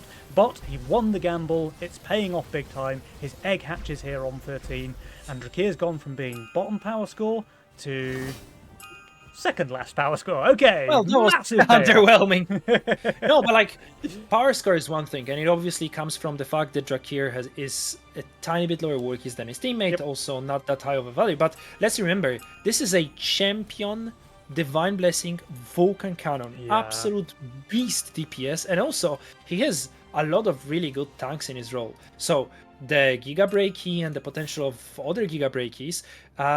One of my favorite arcane tanks, which is the Green Devil, solid Swift tanks in the Scallywags, now a Hydra as well. So it's like the balance of different armor typings makes it really hard to send into Drakir. So, okay, I'm sending a Ram because, you know, it's a gun. But then what do I do next? So I really like that. And it seems like it's wave 14 as I initially suggested. Okay. Interesting, by the way, because Johnny has skillfully rolled the gun. Sorry, a Millennium. Yeah, I mean, that's just what Chaos players do, right? The sender's coming down to wave 14, so you roll a Millennium. Nice So- luck. What do you think about the Millennium here? Because that's the thing with Chaos, that it sometimes traps you into taking too many opportunities and not having a coherent game plan, right? So you have a very good unit that requires a lot of frontline, and you have another very solid unit on this wave that requires a lot of frontline, and also sort of creates frontline on its own, especially with the Divine Blessing. But to be fair, if the Dread Knight dies too fast, this could backfire, because not only you lose the Divine Blessing, but you could also leak because you didn't provide it with enough tankage. So that's actually very interesting. Anyway, full sense from pretty much all of the players aside of Sagittarius, who just sends income into Drakir. Oh, that's really weird, actually, to just go Income King here from Sagittarius. Okay, we have a Blessing dead here from Professor Chaos. We have Sagittarius doing very well, but maybe not But he- quite well enough. Meanwhile, Professor Chaos, he's going to leak just the Ghost Knight, I think. Yeah, it Yeah, looks that way. Drakir is just holding because he only got Income King. And that's a massive blunder from Sagittarius because, as you can see, Isolde leaks a lot, and it's also the shutdown. And it seems to me that Drakir will just chillfully full cover this, right? Yeah, I think his gun is strong enough, although the Ogre? The Ogre? Yeah, it's Hold whacking. on. It's whacking. Wait, it goes down! That is a blessing gone from Drakir as well. Okay, now I think the Income King play is fine. Yeah, I mean, it's still not fine. I wouldn't call it fine. Because Drakir was by far the lowest value on wave 14. So he, and I think he pushed no cent or he pushed mid 14. I'm not sure because he was 16 workies and suddenly he was like 20 at the start of the wave. I'm not sure if he pushed no cent or if he only pushed after the wave started. But anyway, now you are sort of sure that Drakir will drop another egg. And I think this is why Professor Chaos and Sagittarius have pushed a lot. Look at that. 35 walkies on Sagittarius and 29 on Professor Chaos. So maybe they want to go for the cheeky wave 16 play to try and break the eggy. Isolde is just so strong, 16 though. He has a death Yeah. cap, he's preparing a second one. Drakir, I mean, he's pretty good there as well, honestly. He's got good tank value, he's got champion gun still alive. But wait, Drakir? Drakir? Oh. Is he just inting here? I think Drakir's inting, my friend. This is Okay, what is the chance? An ironic question. What is the chance that this is intentional because he wants to get the egg popped? No, if he wanted the egg popped, he wouldn't have placed it like here. He would have put it in the split or something, I think. But yeah, so Drakir and Isolde making the correct read. They didn't push workers. They were probably hoping to go longer. They see Sagittarius leak no send. They see Drakir leak no send. They know they have to send 16 to match. Funnily enough, the broken egg actually helps them because it's a valid tank on wave 16 rather than a still egg that just lays there. So Yeah, the egg would have been like a massive liability, but like this, he has a bit more tank value. Yeah. However, the sends are it pretty actually big. works out. Yeah, the sins are massive, and it's interesting to see what Drakir does. Is it another gun because it's super good on 16? Hmm. Or is it a different unit knowing that the RAM is coming in and adding a second gun doesn't really help versus the RAM, right? Oh, Isolde's just So going to hold. Look at this. He has double death cap. He's sold yeah, and his the Pyros split. as He's well. got triple pyro. There's just no way that Isolde leaks here. And this is also something that is a hot topic in the Legion TD community. So skipping one wave before sending in the late game is usually considered not the best option because of how weak the mercenaries are. I think the consensus is you rarely want to do this. This was definitely a risk, and maybe it pays off. Drakir kills his gun, not great. Here is Giga leaking. And Isolde is also leaking? Is he? He still has his pyros alive. I don't know, the Pyros might are be leaking. dying. He is leaking. Okay, okay. Meanwhile, signs of life over here on the right-hand side. They leak, but very, very small. Is this And enough to kill? I think Drakir and it's Isolde enough. are dead. They haven't got a single spell upgrade. There's 23 creeps. Fake one. I think Singularity have just Giga 2-0'd Drakir, Big Bro, Little Bro. Absolutely. Wait. The Wait, king wait. is cooking? King? Is it enough? Oh no, it's they're not. dead. And that means that Singularity are going to game 2 while Drakir and Isolde lost way too many races today. Yeah, look at this graph, Fake one. Like, Drakir and Isolde were giga ahead, according to Jules, for the entire Lord. game. Until wave 16, where they died. If Drakir's gun doesn't die to the 2 creeps that were pounding on it, Yeah, on I 14, think right? they always leave. I mean, on 14, sure, but like on 16, I think Drakir would have been way closer to holding this wave. I think the leak percentage would go down by 30, 40, maybe 50% Yeah. if the gun lived, and then they always live, right?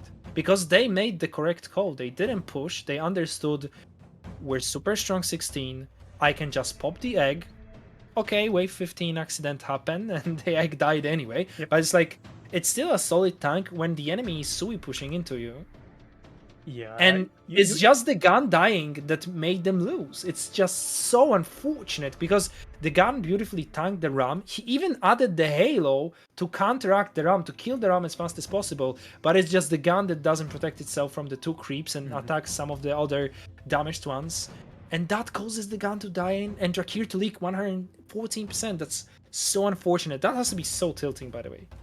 Pretty tilting, pretty tilting. And again, it comes back to his gun dying on 14, right? Because if it still had that Divine Blessing, Oh, yeah, that's also true. then he's going to do phenomenally well on 16, and they certainly wouldn't die in that case. But, man, I mean, I didn't expect them to Wow. just straight up die here. But Professor Chaos and Sagittarius, they were taking no prisoners in this series, my friend.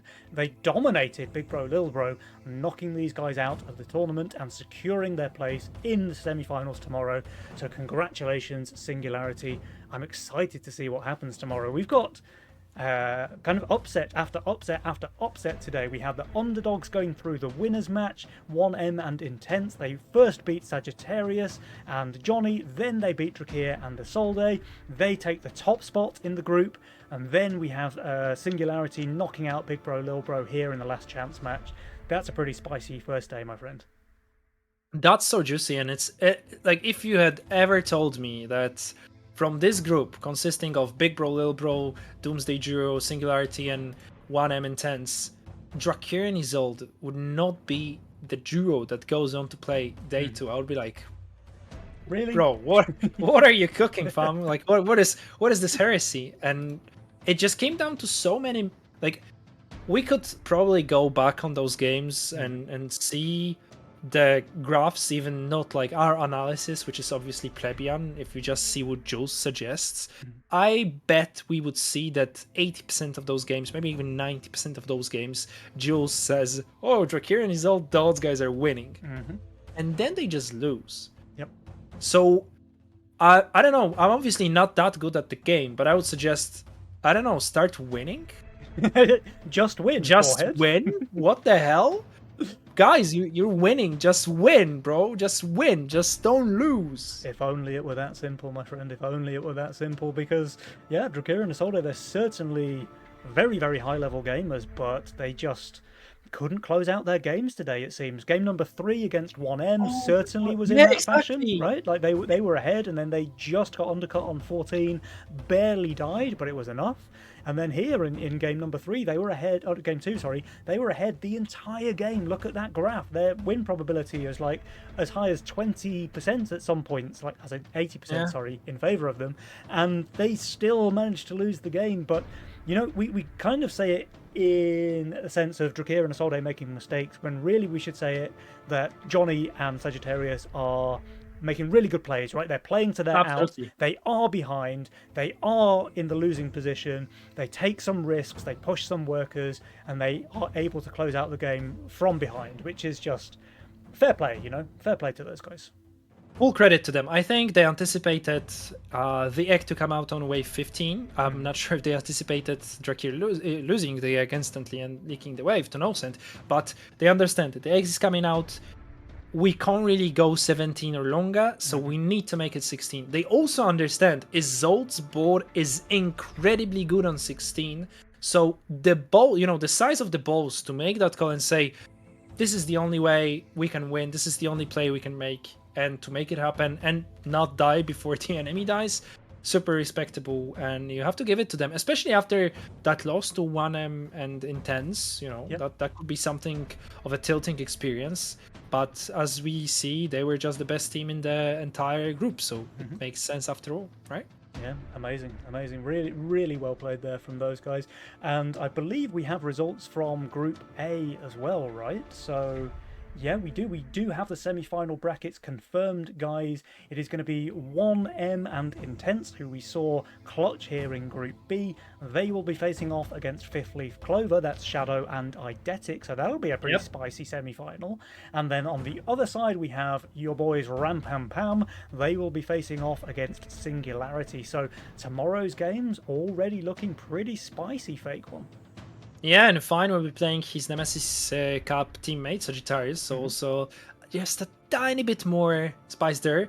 But yeah, obviously I'm rooting for my boys from Pam Pam. I think both of them are grinding their asses off. I see Fine's number in Steam, and they're sort of terrifying me, so I really think they're in a good position. Wait, let me actually, you know what? I'm actually going to check it live. Yeah, so Fine has 89 hours played recently, which I believe is the last week or two. 89 hours in a week, that's maybe in 2 weeks. Numbers. Yeah, I mean, he's really playing a lot. The only player on my friend list who has more is Luigi Macchiato, but he has like almost 150. Okay. So he's a degen, okay? Let me just say it all. He's just a degen. Maybe he idles Yogs out there, like, these are rookie numbers, son. You got to pump those up.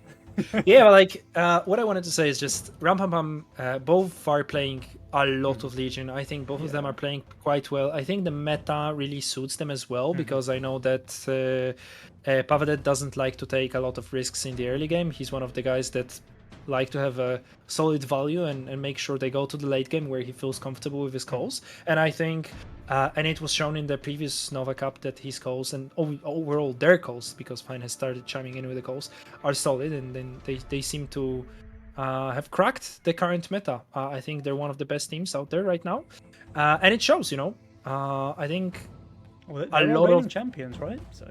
Yeah, and I think a lot of the games in the previous Nova Cup and also in this Nova Cup come down to small misreads or like small mistakes from players who are very seasoned. And I think all the changes with the mercs, with the birds changes, the pathing changes, I think it just sort of reshaped the way the game is, and it just sometimes makes the judgment a bit worse than it would usually be. So I think there's a lot of figuring out the game from, I don't want to say the beginning, but like from some point onward, you need to figure out the game anew, and it's super interesting to see so many new Nova Cup winners as well this year.